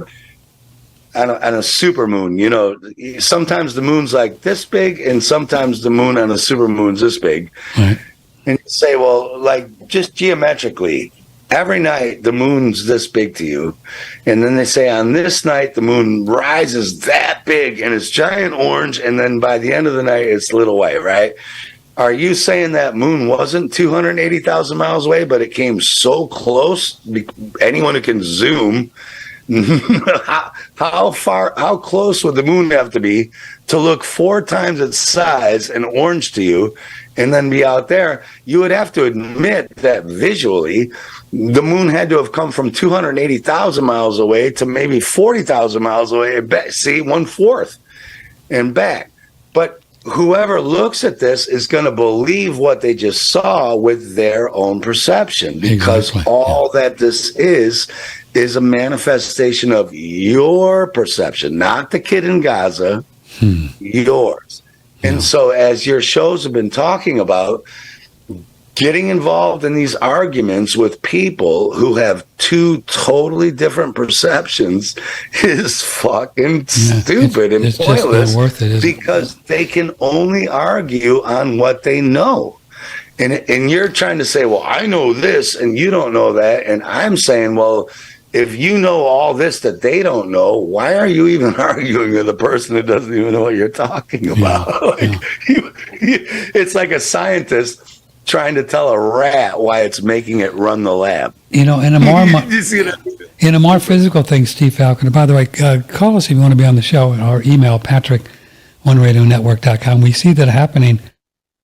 You're in Europe, but we see it happening in the States with different realities when it comes to all kinds of political things, First Amendment, gun rights, whatever. And man, they are splitting up, and you can see it and feel it. It's just a different reality. And I think we're just going to be in our own little reality, and anybody wants to be with us, well, we'll be with them. And I suspect, too, we're going to start to move together physically, tomorrow, whatever, Florida, Texas, Oklahoma, Tennessee, and that's going to become another reality. It's got a great movie there, a screenplay there somewhere, right? Because this is what I see going on. Yeah, I see it. I grew up like this. I was in Chicago. I was the only white guy in an all black band, and then one of those black bandmates who I'm going to be interviewing soon about racism was in my white band, right? And we were on different south and north side of Chicago, which is the white side and the black side. And we both encountered reverse racism, right?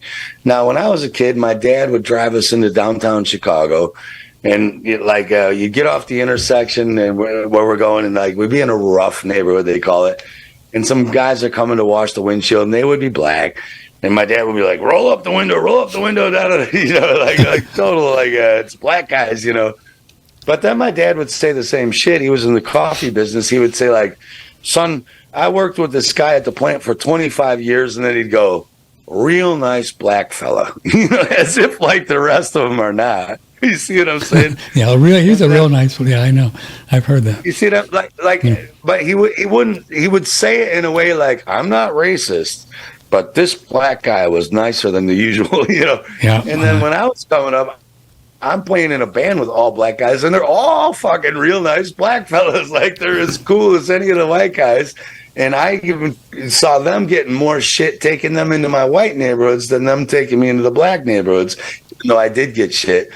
So again, it's this perspective we all have, It's like, Dad, all the black fellas, most of them are real nice black fellas, and there are a lot of fucking assholes in there too. But because they're poor and desperate. And most of the white people are pretty nice too, but there's a lot of assholes in there too. And actually, ironically, most of them are rich and trying to take over the world. Show me all the black guys in the Bill Gates and Klaus Schwab. And it's no secret, Steve, that every globalist and media organization in this country, I don't know how it is in Europe, they're doing everything they can to continue to talk about the difference between men and women, and the guys are bad, and we've got the black and the white thing, and every story. I mean, I don't know how the BBC is, but NPR, National Public Radio, they're the most racist organization on the earth plane. Man, it's crazy what they do. They just want to make you just angry with these people. Wow. With each other. Well, for me, the funny thing is, I'm a little different than that. I acknowledge and think there are differences between men and women. I think there are differences between black and whites. I don't think they're bad. I think they're real, and they're teaching you to look at to hate them. Yeah. Okay, when you look at the evolution of consciousness, right? Like a rock. Let's take the consciousness of a rock, and it does have a consciousness. I believe they do. It has action, reaction. In other words, the consciousness of a rock is, I push the rock and it moves. So that's action, reaction. Then you have another layer of consciousness called stimulus response, which is like water.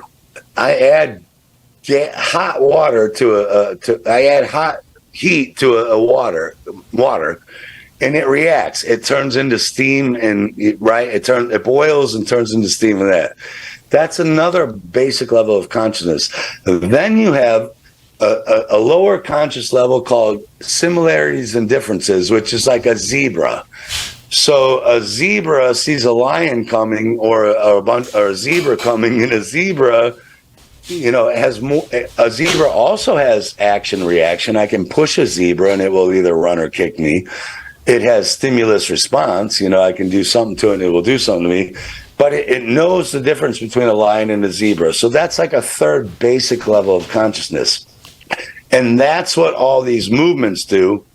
They're trying to put a human who has 9 more levels of consciousness down to similarities and differences, going, that's a black, you're a white. That's a Jew, you're a Christian. You see, that's a Democrat, you're a Republican. That's the same consciousness as a fucking zebra has. And you have way more levels of consciousness, and they're trying to make you as dumb as two better than a rock. That's what they're doing. Yeah, I agree. Steve Faclconer, Patrick Timpone. Here's an email. We occupy a plane of consciousness. When you dream or go out of your body, shift your consciousness attention point into another dimension, the mind field. You don't see a ball earth. You see whatever your level of consciousness awareness perceives. This opinion is based on my own conscious observation, doing dream work, and doing out-of-body experiences. Yeah, I agree. I mean, that's just the way it works. Yeah. What do you see, Pat, when you go out? What do you see? I'm just a view. No, I've never seen a view from that. When I go, I'm just really mainly talking with people, generally, in different meetings or giving talks. And it's just the astral, or I don't know what plane it is actually. I don't even know where it is. It's just not here. Have you ever tried to look? Well, I have. And next time you try to. I don't know. Can you look? Like, is it up to you, or is it just happening? It is up to you. Now, I work with a spiritual master, but you're right.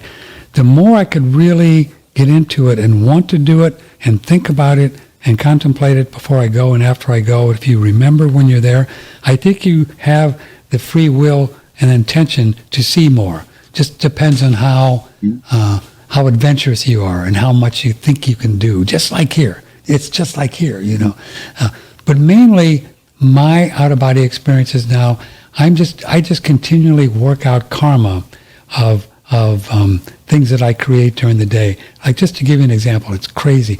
The other day, I watched a clip of Tucker Carlson talking about this guy who allegedly had a gay relationship with Obama, right? I watched it for like 5 minutes and said, well, who cares? I don't care what he does. But I had some kind of reaction to it internally, like, you sleazy guy or whatever, right? So that night, man, I'm sitting there having a conversation with Barack Obama. And it wasn't about anything important. It was just talking, right? So this is how it works. When we are for something, like saying, oh, Obama's cool or Obama's bad or Trump is good, we create karma. And we have to work that out. Because we put, just like you said with the rock, we have pushed something, right? And there's got to be a reaction to it. And that is what John Lennon talked about, instant karma. When you create it, you can repair it, and that's what you do at night. When you sleep, you're just working these things out. Oh, Obama, you're cool. It's okay. I don't care what you do. Does that make sense? That's what the dream life is about. That's what we're doing out there. We're just kind of... Well, I mean, that's really funny because that's what's happening here, too. So we've all heard David Icke or all these people, they talk about thesis, antithesis, synthesis, right? Yes, right. Problem, reaction, solution, Hegelian dialectic, right? Right. I don't think that people really understand how this works. I don't think people get this. Because we're in a world of duality, meaning you cannot have hot without, you and I have talked about this a lot. Right. Hot doesn't exist without cold, and cold doesn't, right? So what the elites know is that as soon as you make a thesis that doesn't exist, as soon as you make that, because you're in a world of duality, already the antithesis or antithesis exists. So whether your thesis actually exists in reality or not, it doesn't matter. As soon as you put your thesis into the public consciousness, by default in duality, the antithesis exists. And so, therefore, all you're trying to do is work to get them to believe in the fictional antithesis instead of the fictional thesis to get the real synthesis. Does that make sense? Absolutely. I think you're dead on. You're dead on.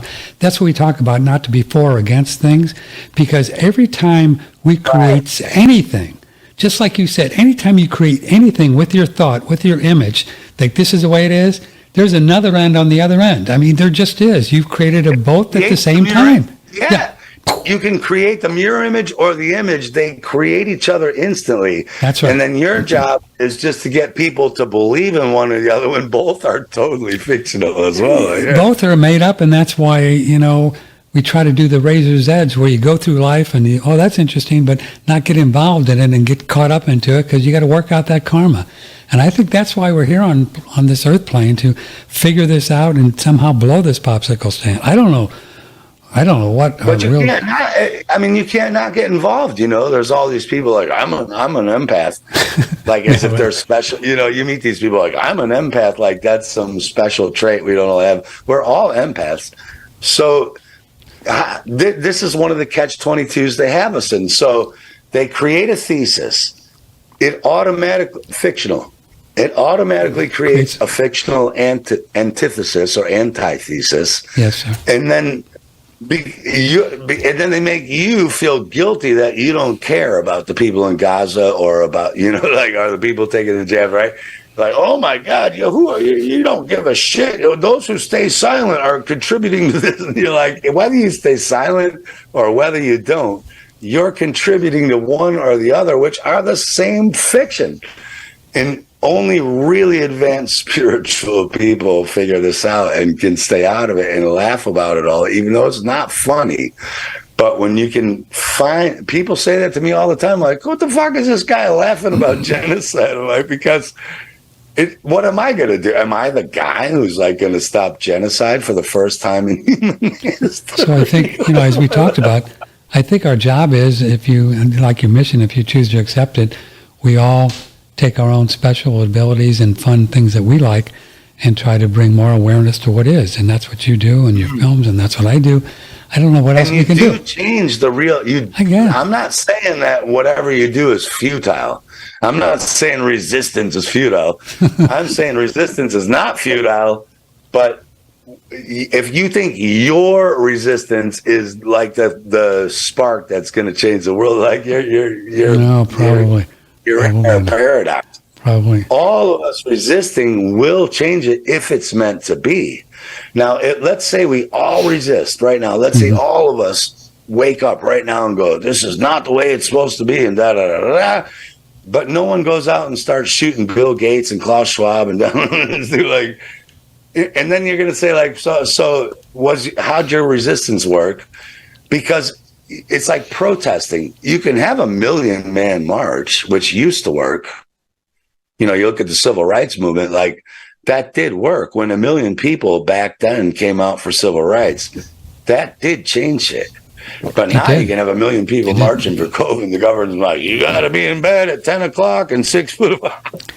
I can remember, Steve, when in the 70s we were out in the streets against Vietnam. I get goosebumps when I think about it. And we changed some stuff. I mean, Nixon, he saw those people out there and all us, and he didn't like it. He didn't like it. And so, I guess we moved the war along a little bit. Yeah, because he's the one who fucked you with the gold and silver standard. He already knew he had you. He knew, man. He said, I already got you dudes, man. Hey. Okay, let's talk about a few. He's like, I already got you behind the scenes. You can't trade in your dollars for gold anymore, man. I got you. I'll give the black rights because I just took away all your rights, no matter what color you are. Let's talk about a few mundane kind of things, not mundane, but different things before we leave. Thanks for being here. It's just really been great fun. What's your take? I started to think that they were going to run this new variant thing and really have a go at it here in this country. But to me, it's already feel like it's fizzled out, Steve Faclconer. I don't think they're going to get any headway with this. There's companies saying we're not going to do any masking. There's states here in this country saying we're not going to do it. There's governors saying no more masking for us. Trump's out there saying we're not going to. So maybe this one will fizzle. Do you think they're going to do something else like aliens? What else are they going to do if this new variant doesn't work? What do you think? They're going to do this. One of my favorite fictional books that I've ever read, fiction, is this book here by Robert Anton Wilson called The Illuminatus Trilogy. Oh, yeah. Let me do a screenshot. We know Robert Anton Wilson. Yeah, that's great. Okay. Now, this is a book from 1975, and when you go to page 17, one of the themes of this book is that they take an anthrax, which doesn't hurt you. You can eat all the anthrax bacteria you want. But anyway, they make a bioweapon out of anthrax, and the first variant of the anthrax in this book, they call anthrax mu. Mu? Now, that was the name of the first COVID variant, was mu. I'll be done. And in this book, the next variant they made was called anthrax delta, which was the name of the second COVID variant. And then the third was anthrax delta mu.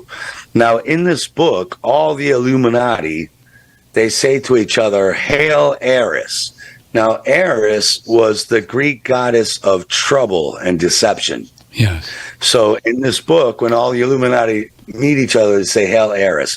Now, there are a lot of Greek letters. You could say, yeah, but there's alpha, delta. You can go down the Greek alphabet. But you say, what are the odds, though, that the real fake variants came out in the order of mu, delta, Eris, and then the new variant, there was one that was called EG5, which backwards is 5G. And then the new one was, what was it called? Purola, which people have been looking up, and it means dick or cock. Really? So whoever, and the Illuminati card game, right? People are saying like, well, everything that happens in the Illuminati card game happens. Well, for people who don't know, the Illuminati card game was based on this book. All the shit that happens in this book is what the Illuminati card game was based on. Now, all the variants were named after the variants of the anthrax, which is fake. In this book, Eris is named after it. The new one is named after it. I'm saying these people, whoever is behind this, which is probably the Illuminati, because I think the reason they're taking the piss and following the script is as a joke, is an inside joke. So there's no way out of all the letters and all the Greek shit, like they picked these three only. Get out! No way, man. How do you think a guy like Anton Wilson would become aware of that in 1975? I guess, I don't know. I don't think Robert was in on them because he's from Chicago himself. Like I've heard a lot of his talks and stuff. I think he knew. I think they well researched, and he wasn't the only author. The other one was Robert Shea. Yeah. So now the funny thing with this book is they claim both of them were on LSD. They wrote it together, but at separate times. And what's great about this book is 30 different stories from 30 different time periods that you think are random are progressing in this book, and you're reading it going, what the hell? And then in the last two chapters, they come together and make sense. And then in the afterword of the book, they say, we've been mind controlling you, and here's how we're mind controlling you with black magic. And they tell you how they've been using neuro-linguistic programming, which didn't exist in 1975, to mind control you. Yeah. Which is it's the greatest book ever. If you've never read this book, I have not. I'm telling you right now, if you've never read this book, it's the greatest work of fiction ever. And as a screenwriter, you should read this. There's a lady that put a thing up on the Red Hot Chili Peppers. We put it on Faceplant, I think 1970 or something. And they did this song, and it was all about everything that was going on here today. Yeah. So I wonder. Space may be the final frontier, but it's made in a Hollywood base. Yeah. All of it. Yeah. All of it is right there. So I wonder. So I guess what I'm trying to ask is that this whole thing, whether you talk about the moon and the germ and all that, that these people, whoever they are, they've been planning this for a long time. This is all part of a cosmic joke that they're just trying to do make us crazy? Since 1975, if you read this book, Yeah. and the people are like, how come the Simpsons keep predicting all this and Sure, stuff? sure. Well, yeah, if you're on a script, and they've all been on a script, of course, they're not predicting it. They're putting it in your mind because they, as again, to come full circle, everything is coming from mind, which is ether, which condenses through the four elements: earth, air, fire, water, hydrogen, nitrogen, oxygen, whatever you want to call it, into a physical condensation. They're making reality happen by putting this shit into your head fictionally in mind through movies and books and so that you will condense that ether into reality and make it happen for them. Yeah, I agree. In other words, they're not doing this. We You're doing it because they've made you believe this crap. When you watch a movie like Outbreak or whatever, Dustin Hoffman, right? Oh my God, Morgan Freeman and Dustin Hoffman are running around. Oh, a fucking monkey scratch this guy. If you believe that shit, you're the reason that they can lock you down because you're the dumbass who believes a monkey can scratch you and give you a virus from scratching the guy. Hollywood's been in on, Hollywood's been in on from the beginning of time. Hey, tell folks about because of this new variant. I think it's called Eris, or like you said, you guys are going to do the end of COVID again, free now, so people can understand the germ theory, Steve? Yeah, the original one we did. And you can go to www.theendofcovid.com. Okay. Mm-hmm. So if you signed up originally, but you didn't get to watch all 90 modules, your old login will now get you back in to watch whatever you missed, which is great. Mm-hmm. If you didn't and want to, and most people always ask me, like, they want to watch the 2 sessions on how to detox the shots out of them from last time. Most of the people say, like, I took the shots, but I want this shit out of me. So you can sign up, and from October 1st to midnight, October 11th, all 90 modules are free to you, plus the bonus modules. And then after that, it's $77. And even, you know what, at $77, the information in here is so invaluable. Like, it's priceless. Like, if I understand if you don't have $77 because these days, I think especially when the gas is going to go up. Did you see that Bloomberg article? They said the price of gas in the States is going to go up from $75 or $80 a barrel to $300 a barrel, which means oil? gas. Really? Did you see that? No, I did not. I know that oil's on the rise. Yeah, this was Bloomberg. They said, I think gas is at 75 or $80 a barrel right now. You're talking about oil. They said it's going to go up to 300, which means your gas is going to go up to like $20 a gallon, 22. I paid $3.80 for the cheapest stuff yesterday here, Texas. $3.80. What do you guys pay over there? What do you got? Oh, we've always been way worse than you guys. Like we're paying as much for a liter, which is a third of your gas for the whole thing. Like, Europeans always laugh when Americans are like, how can gas be $8 a gallon? We're like, we're paying that a liter, man, since forever. Is that right? Is that much, huh? Yeah, but what I'm saying is, imagine your gas goes up 3 to 4 times what it is now, and they say the average American is $400 away from bankruptcy, right? I've seen those. But what are you going to do when you're 2 gas fill-ups away from bankruptcy? You're going to go bankrupt. Yeah, they want to destroy this thing, don't they? They want to burn it down. Boy, that's what they're going to do. That's what they want to do. Well, they want to burn and rebuild America.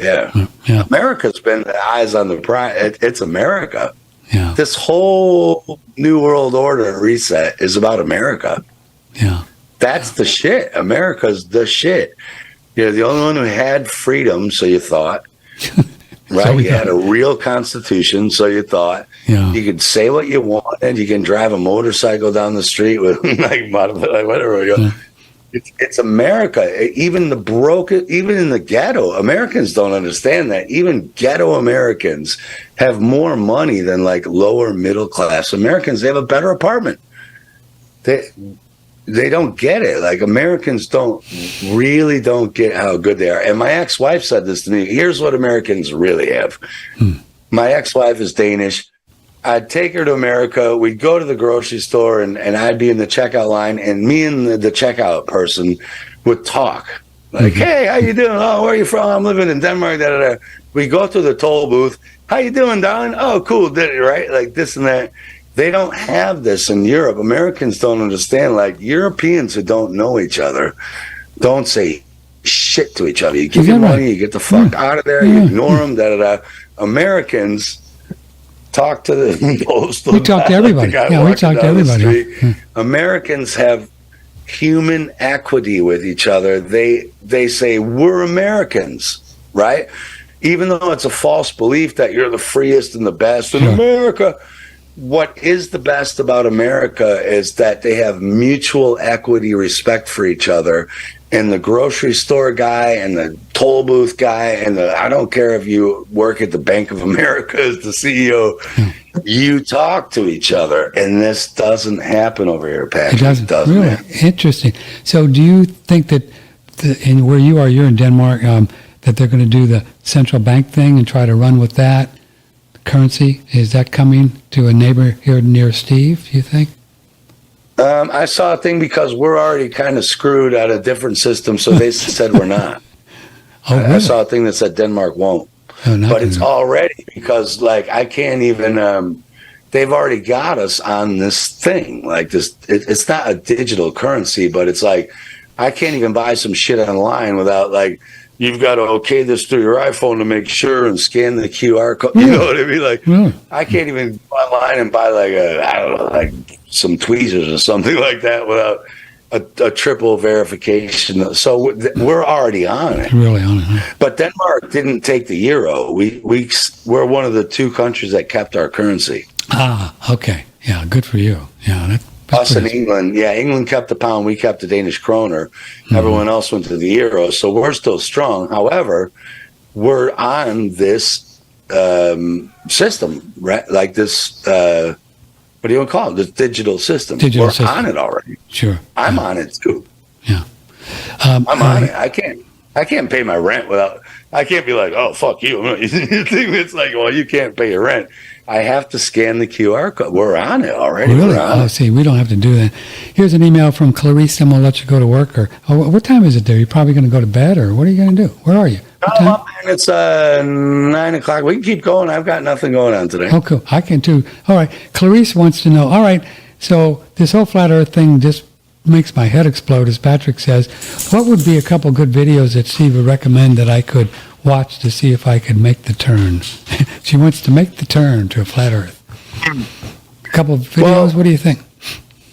For starters, you should be a flat earth skeptic. So I would go into your research not believing flat earth.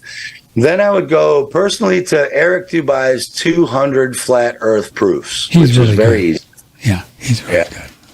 And if you want me to be egotistical, once you're a little bit more advanced, you can go into Spacebusters at BitChute or Odyssey and look at Spacebusters with Dave Weiss, Stephen Ross with Dave Weiss, debunking flat earth, and we get there a little more advanced, you know. But I would just start with Eric Dubai's 200 flat earth proofs, which is real basic shit, and it's going to old Zetetic astrology. Yeah. You know, again, don't come into it trying to believe flat earth or believe ball earth. Lay your beliefs at the window and go look at the evidence and use your brain. Just like your washing machine. Like if I told you that your washing machine would spin around at 90 miles an hour and your clothes would fall to the middle, your brain would be like, no, why would my clothes fall to the middle when I peel them off the side of the machine every day? If someone tells you water sticks to a ball, go take a glass of water, pour it over an orange, and see if it sticks to the orange or if it falls around the other side of the orange. Like, just use real basic common sense with what they're calling physics. Yeah. The other night, my golden doodle who's lying here with me, she woke me up at 2 a.m. and somehow the doggy door was closed. I had closed it earlier for something, and she wanted to go pee, and I go outside. Texas night, the most beautiful moon, and you know, I'm just standing there just looking at it and breathing. You know the sun is not illuminated, and you just know it. I don't care. You don't need a computer. You don't need a Flat Earth Dave or Steve Falconer. You just know. I mean, you just know the sun is not illuminating that big. You just know it. Well, but they don't. Another one is go look at what's called the dark ridge in the sky. Like, we can all see the Milky Way in the sky. Right. There's a thing called the dark ridge, which is it's like the anti-Milky Way. It's dark black, right? Mm-hmm. And they say, oh, it's like a black hole. Whatever they say. Well, go out at night and watch. This constellation will hit the dark ridge, then it will disappear behind it. And then it will reappear on the other side, but the dark ridge is supposed to be farther away. You're like, well, what? What's up with that? Wouldn't you see the constellations go in front of it and then pop out? No, it's a black hole. It sucks everything in. Well, how did this thing go behind it? Well, it would let you know that wherever all the stars are that are moving together, right, whatever the black ridge is, it's not moving with them. Or else they wouldn't go behind it. They'd all move together at the same speed. And they do. If you go look at Orion and any constellation you want, right? When they move through the night sky, they all move at the same speed. Orion doesn't move this fast, and the Big Dipper moves this fast, right?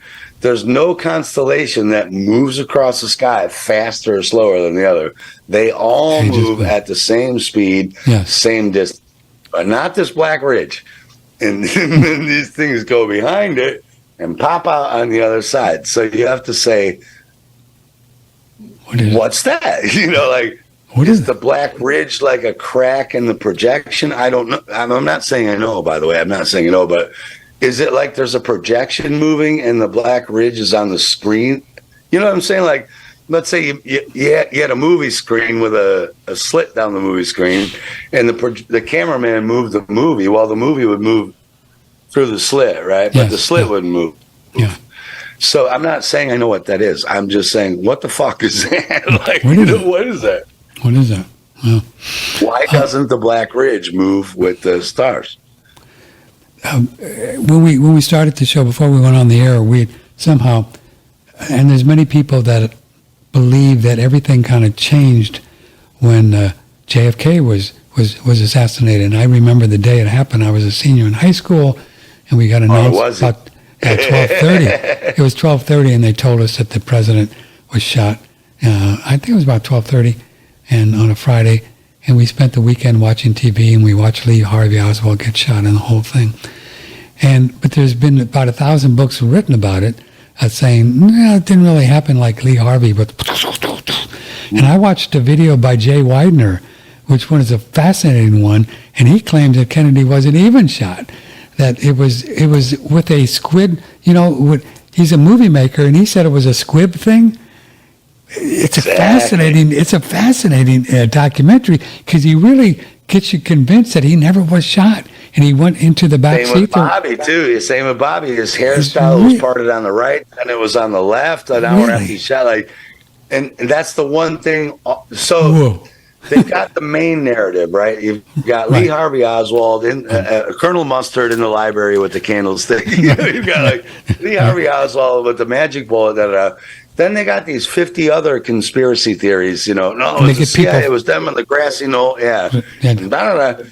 One thing none of them say is that he didn't actually die and that it was an actor with a blood pack, which starts to make sense because in some of their own conspiracy theories, they look at the morgue pictures and go, that's not JFK because that guy's hair's parted to the right, the bullet, right? Even in their own conspiracy, the morgue picture isn't JFK. But none of the conspiracies say they filmed that shit to make you think he was, so that he could become the first deep state operative to run the U.S. government without the U.S. government control for the Jesuits. Is that the story? Is that the story that JFK is actually a spooky guy and he's running the show from behind, or was? And did live, and then and then he was gay lovers with Len Biles, and then Bobby was the same. He had to take over for JFK because JFK was really sick. So then he gets fake killed, and then all of a sudden he's laying on the ground after being shot by Sirhan, and then his hair parts from the right to the left, and he's turned sideways, the bullet, right? So no one's ever told the one other conspiracy out of the 50 options. Did these people really get shot and killed? Yeah. Now, remember that the Kennedy family was a Hollywood family. Mm-hmm. Oh, and by the way, the oldest brother died in a plane crash, but never found his body, just like JFK's alleged son died in a plane crash and never found his body, yet he's at Trump rallies for the QAnon. See? Did these fuckers actually die? Did Charles Manson actually do that shit? Were the Tate murders real? Or was this Hollywood product? Was this all made in the Hollywood basement, right? That's the one option they never give you. And then you look at RFK right now. Oh, the media hates RFK, right? They're like, he's anti-vax, he's anti-this, he did a book about Fauci, he's anti- You're like, yeah, he is. Because it's like this.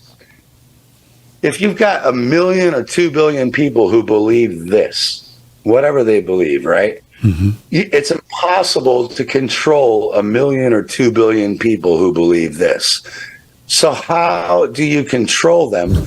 Well, what you do is you give them 1, 2, 3, or 4, or 10 leaders who they attach onto, who tell them they kind of believe what they believe, right? You pretty much believe what I believe in, and I'm your leader because I'm doing something about it. Well, now you can control 2 billion or 2 million people because all you have to do is control the 2 or 10 people that those people follow. Well do you said. See what I'm saying? Yeah, no, well said. That's good. Yeah. You can't control 2 billion people, but you can control 10 people who lead 2 billion people. Mm-hmm. And that's what they do. Now, 2 billion awake people are not going to follow RFK Jr. if he's talking bullshit they don't believe in. So, of course, he has to say what you believe in. The vaccines. Kind of, yeah. The vaccines, but he'll never say there are no viruses, there are no this, he said climate change is real, we should lock y'all, right? Yeah. But because he said Fauci made a lab in China, you see, he did bust Fauci, and he did say this and that. So now you got 2 billion people going, well, did you see the mainstream media are dissing this guy? And you're like, yeah, because that's how they get you to follow him, is they diss him, and they know you hate the mainstream media. They know goddamn well you don't trust them. Interesting. So they make it look like they don't trust them either. It's the Pied Piper, man. Yeah. So how would you then conjecture that RFK Jr. his play in all of this thing with the election, just out there to do what you say, and that's about it, that he won't be in or anything? I don't know, and I'm just watching it like you are as an outsider. I have no stake in the outcome, but as a guy who knows I'm watching WWF Pro Wrestling, right? It's like who do you think is going to win WrestleMania 24, Hulk Hogan or Andre the Giant? You're like, I don't give a fuck. I just want to see who you're supposed to think is going to win, right? So I'm just like you. I don't know, but what you can do is, once you know that all this politics is rigged, Donald Trump, Biden, once you know it's rigged, you can watch what they do, and then you can see what they're up to. And if they make your buddy, who you think's your buddy, the underdog, if they put your underdog in power, you know they're really messing with you, right? If they put your enemy in power, and it's the same anyway. They put your enemy in power to make your enemies divided from you, to feel like, yeah, we won this time. And then they'll put your guy in charge next time, and you're like, no, we won. And then you two are going to go shoot each other in the streets with machine guns, and they're not going to do the same. Here's one from Stella. Does Steve understand how they can put a holographic image like a spacecraft in the sky? Is that possible? Yeah, I think you and I talked about this last time. We mentioned it. I saw a holographic 3D expert who said you would need strontium, barium, and aluminum in the sky to make the projection screen to do it. And those are the 3 main ingredients of chemtrails. So, yeah. Wow. Yeah. very easy. And So, I think, well, the other thing is, too, they know there are going to be real signs in the sky of there are some big earth changes coming. By the way, like climate changes, it's not global warming or man-made this and that. There are huge real climate changes coming, and they're egging it on with weather wars and da. But that's because there are. But if you see shit like not weather related, right? If you see stuff in the sky that's metal or whales or Jesus, if you see anything in the sky that doesn't look like tsunami or thunderclouds or hurricanes or whatever, they're doing that. It's a projection all the way. And don't you think it's curious of all this alien stuff that's coming out? You see the pictures they found of these aliens, and they're just shoving it down. They've had things in the Senate, and the guy comes up and said, "Oh yeah, we found these guys." Remember? See that a couple months ago? So they're really running with like the aliens. They're like a foot tall. Yeah. Oh, the foot tall aliens made out of chalk are controlling the world. You should be afraid of it. You're like, he's a foot tall, man. I got kick it. My dog will fucking kill that guy. Get out of here. And just when you think, what do you think of that? That was ridiculous. And just when you think it's safe to go in the water, this is a hilarious one I put on Faceplan and on Telegram. They're coming out saying that people with a Neanderthal DNA are more susceptible. Did you see this? To this new variant. Seriously. I mean, they must really think we're stupid, Yeah, it's true. People with Neanderthal genes are twice as likely to develop life-threatening forms of COVID, and here's how you can check to see if you've got them. Scientists found that 33% of the people in an Italian city had Neanderthal genes. I mean, how can you you got to drink a lot of scotch to make that stuff up, or smoke a lot of whatever they smoke. Crazy. Yeah. Dawn Lester said to me, she's like, you'd have to be Neanderthal to believe that story. They're just taking the piss, That's the funny thing, like the Bible didn't mean this, but the Bible, you can read very deeply into it in other levels. It said you will know them by their works. And so once you understand what's really going on, you can see that is a blatant piss take, and it is funny, actually. Like, it's really a pretty great article. That's pretty curious. I saw another meme where this guy had like a test tube full of green stuff, and he said, "We finally isolated pure retardium," which is like anyone who believes that story. And it's getting funny, Patrick, because that was like a mainstream media article, right? It wasn't even the Onion or the Babylon Bee. It's getting to the point where you read an article and you're like, is this a joke or is this for real? Yeah. And I think that this is going to be challenging too for people who are really looking for the truth, because now you're beginning to see some real videos explaining some things, and people are starting to say, "Oh no, that's CGI," right? So they're going to work it back against us because nobody's going to believe anything. Nobody's going to believe anything. Yeah, which it will be, which is, again, why it's not what you and Patrick and I are saying or what they're saying. You need to hone your intuitional skills, your knowledge base, so that you have enough. You need to turn off your fucking Netflix and whatever bullshit you're doing. As fun as I get it, it's a great escape from a horrible day. I get it. Until you have the knowledge to know this is BS, and the spiritual vibration to see it and feel it and know it beforehand, you're just going to get taken. So if you haven't done that, my advice to you is, if you're a person who's like, well, I've got 5 kids and I just work all, I don't know what you guys are talking about. I don't know, right? My advice to you would be, if you see it in any mainstream media article at all, whatever, it's bullshit. And if you just stick to that rule, I don't care what you know or don't know. Just whatever anything mainstream says, just say the opposite, and you're already 80% ahead of the curve. Whether you know why or not, it doesn't matter. Yeah, I think what you said too is interesting, that we should just dig into a little bit. As a spiritual being, we know what the truth is. right? On a deep level, we know what the truth is about everything. Whatever, germs, earth, politics, we know. And then when we do discover it with a video or a talk show or reading in our research, we come to that conclusion that it's right, not because this book has convinced us it's right or Steve has convinced you it's right, but Steve brought it up and you know it's right. You already know it's right. And you go, oh, yeah, well, see, that's right. That's how it works. That's how it works. And it's like and the thing is that it's not some mystical shit. Like, how do I become a spiritual being? You are one. You don't become one. You are one. You just don't know you are. I don't care if you have 20 kids and 14 jobs and da da da da da. The phone rang. You knew it was your mom. You don't know why you knew it was your mom, but it was your mom, and you also knew your dad just died. You knew it was. You knew you're like spider sense of tingling. And you're just like a regular person. You just knew this is wrong. Yeah. And we all have that. We all are that. We are all spiritual beings. You don't research and become spiritual beings.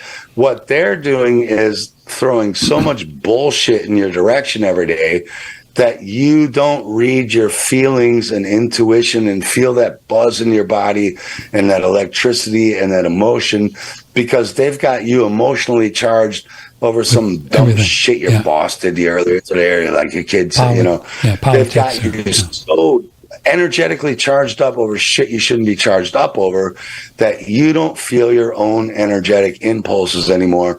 You don't become a spiritual being. You realize you are one. Yeah, well, so that's it.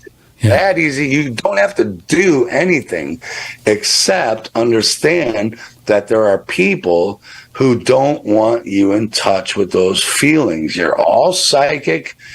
You're all intuitive. You're all loving. You're all empaths. I'm an empath. You're all that. But they're fucking with you.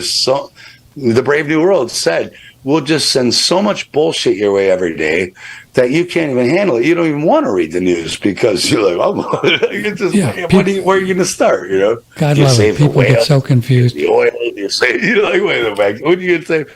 You save yourself by just knowing everything you see is bullshit. And as soon as you know that, you don't even need to look into it. You don't. I get emails all the time. The people like me talking about this stuff, and they say, well, I really want to learn how to create my own reality. And I just write back and say, well, you are. You already are. You do it every day. This is your reality. That's already created. You don't create what you want. It's already created. Create what you want. Yeah. Create what you want. Your own reality. It's already created for you. Like, you don't even have to do that. They're trying to make you think you have to work to be spiritual. You have to work. Yeah, that's right. You need to do yoga and meditate. You're like, you don't need to do shit. You don't need to do yoga. You don't need to meditate. You don't need to research. All you need to know is that you're spiritual, and everything that's happening to you was going to happen whether you do yoga or not. It's going to happen to you. That's right. And accept it and chill the fuck out. Yeah. And if you can do something about it right now, do something. And if you can't do anything about it right now, don't waste the next 5 hours worrying about you didn't do anything. Feed your kids, have a nice dinner. Do what you want. And, it's not easy. There's nothing to do. There's nothing to do. I want to play this for you. I hope you can hear this. This was some guy I found, and it's just such it's a little video. I don't know. There's some spiritual dude. He was just cool. Let me see if I can play this. Oh.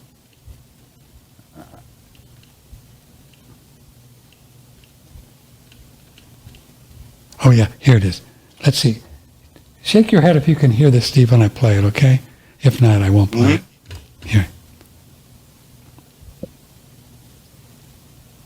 What is the meaning? Whoops.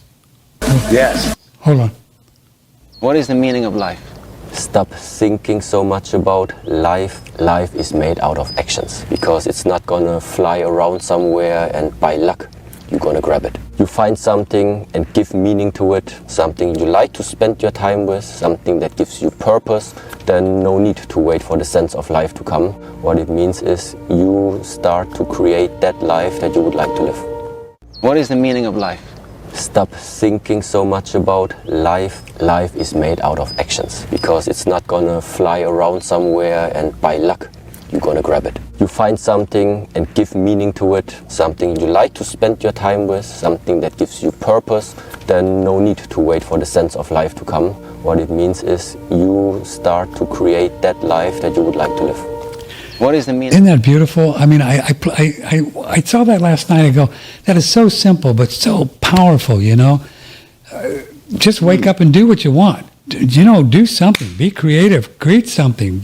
Action. I love it, Sky. Or what he's missing is or nothing, right? So we're Americans. You and I are Americans. The American dream says if you work your ass off and spend all your time busting your ass and make $1 trillion like the Rockefellers, you made it. You hear that, right? Well, no. The meaning of life is there is no meaning to life. If you believe in if you believe in the mainstream story that 1 billion sperm had a race to your mother's egg, and somehow the one that was you was the only one that got there, and she fought off 1 billion other ones somehow with magical fucking anti-sperm repellent. If you believe that crap, still think of yourself like that. Say, out of 1 billion motherfuckers, I've never ran a marathon or climbed a mountain, but out of 1 billion fucking swimmers, I was the one out of 1 billion that got into that egg. I'm a miracle already. If you want to believe that story, you're already a miracle. You don't have to do anything. You don't have to start your own channel. You don't have to be a Rockefeller. You don't have to do anything. You can feed your kids, read them fun bedtime stories, make someone who is really sad and was going to kill themselves just love you for being in their life. And like, that's what it's all about. I'm getting tears thinking about it. Like, just you being you is the meaning of life. You know, it makes me cry because people don't understand this. Like, there's no meaning. There's nothing you have to do. You've already won the lotto. You've won the lotto. You're it, baby, as you always say. You know, you can see I get emotional over it because good. That's true. It's very true what you're saying. Yeah, very true what you're saying. Very true. There's no meaning to life. If you spend your whole life saying, what is the meaning of spending my whole life? That's how I spend my life, writing books about it. The paradigm. And the folks meaning too, is to spend your life however the fuck you want. You want to sleep until 3 in the afternoon? Do it.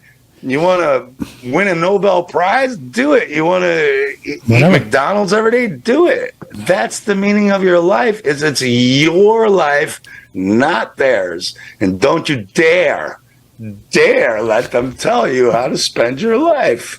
Oh, that's great. That's so profound what you just did, and I appreciate your emotions about it. Let's send it there. That's it.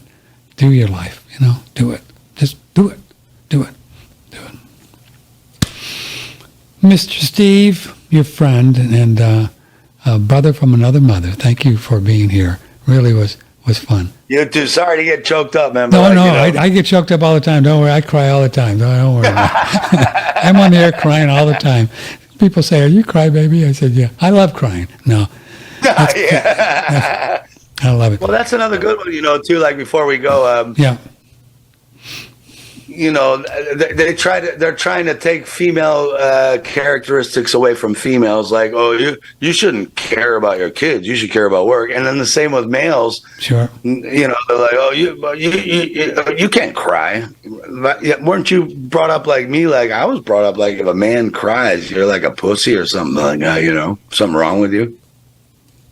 Yeah. You know what I mean? Weren't you taught that? Like you were in the army, you know what I mean? Like, can you imagine crying in the army? Like, get back. Actually, we used to cry a lot in my home. Nobody said anything. It was my mom. She would cry when she was happy, and we just did that. Italians, you're drinking. Oh, you're Italian, yeah. See, you get together and you cry, and that's great.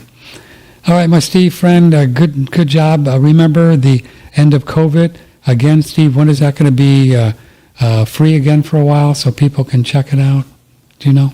Yeah, it's free again October 1st through midnight, October 11th. Okay. And there's no occult meaning to that for anyone thinking about that. And even if not, like if you can afford it, it's $77, and I can tell you, the information in there is worth, I think, thousands of dollars. But anyway, it's a free chance for you to watch it, share it, and it's really important that for yourself and your family, you understand the information in there, but also that we try to give you a knowledge so that it's not supposed to be like people like Patrick Timponi and myself. Like, we can all go on the radio and do this all day long and all that stuff. That's all cool, but we can only reach so many people. You're listening to us. That's great.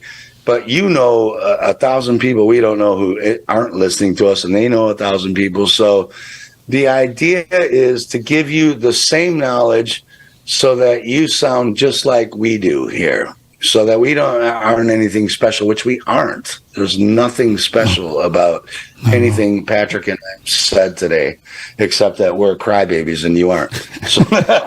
So we really need, like, in every movement, there's also controlled people, but there's real people trying to get information out.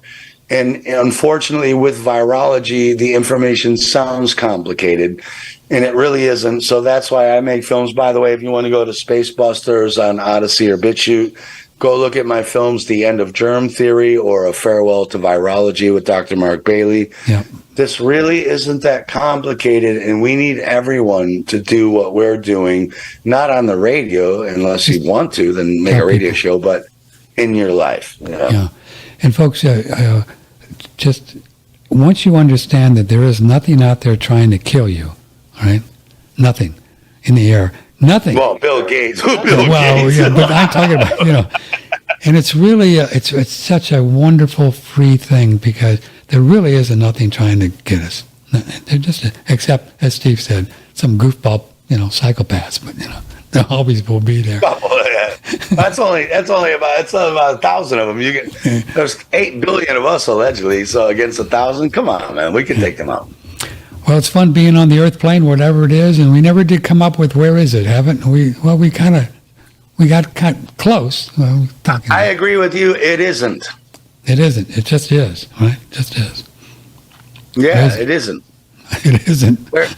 Where are your taxes? No. Point to your taxes. Where are they? That's that. All right, Steve. We just are. We'll see you soon. Take care of yourself. Let us know if you need something, coffee or tea, ammo, just let us know. Crossbow, yeah. See you. Excellent. Well, thank you very much, Patrick. Great to be with you again, my brother, and we'll do it again soon, man. Love you soon. Thank you. All That's right. cool. Thanks, brother. That's Steve Faclconer, Spacebusters. You can find them in BitChute, Odyssey, and just Google them up or DuckDuckGo them up, and you'll find them. So we're going to take a little break here. We take Thursdays off, work on our screenwriting, or go out in the yard and see what's going on, take walks. We will see you Friday morning, 10 o'clock, with Hannah Walsheiser, and we talk about everything that's fun to talk about. So I love you all very much. Thank you. Take care of yourself, and I'll see you Friday morning. May the blessings be. Take care. Bye-bye. Broadcasting from the beautiful Hill Country in Texas, this is OneRadioNetwork.com.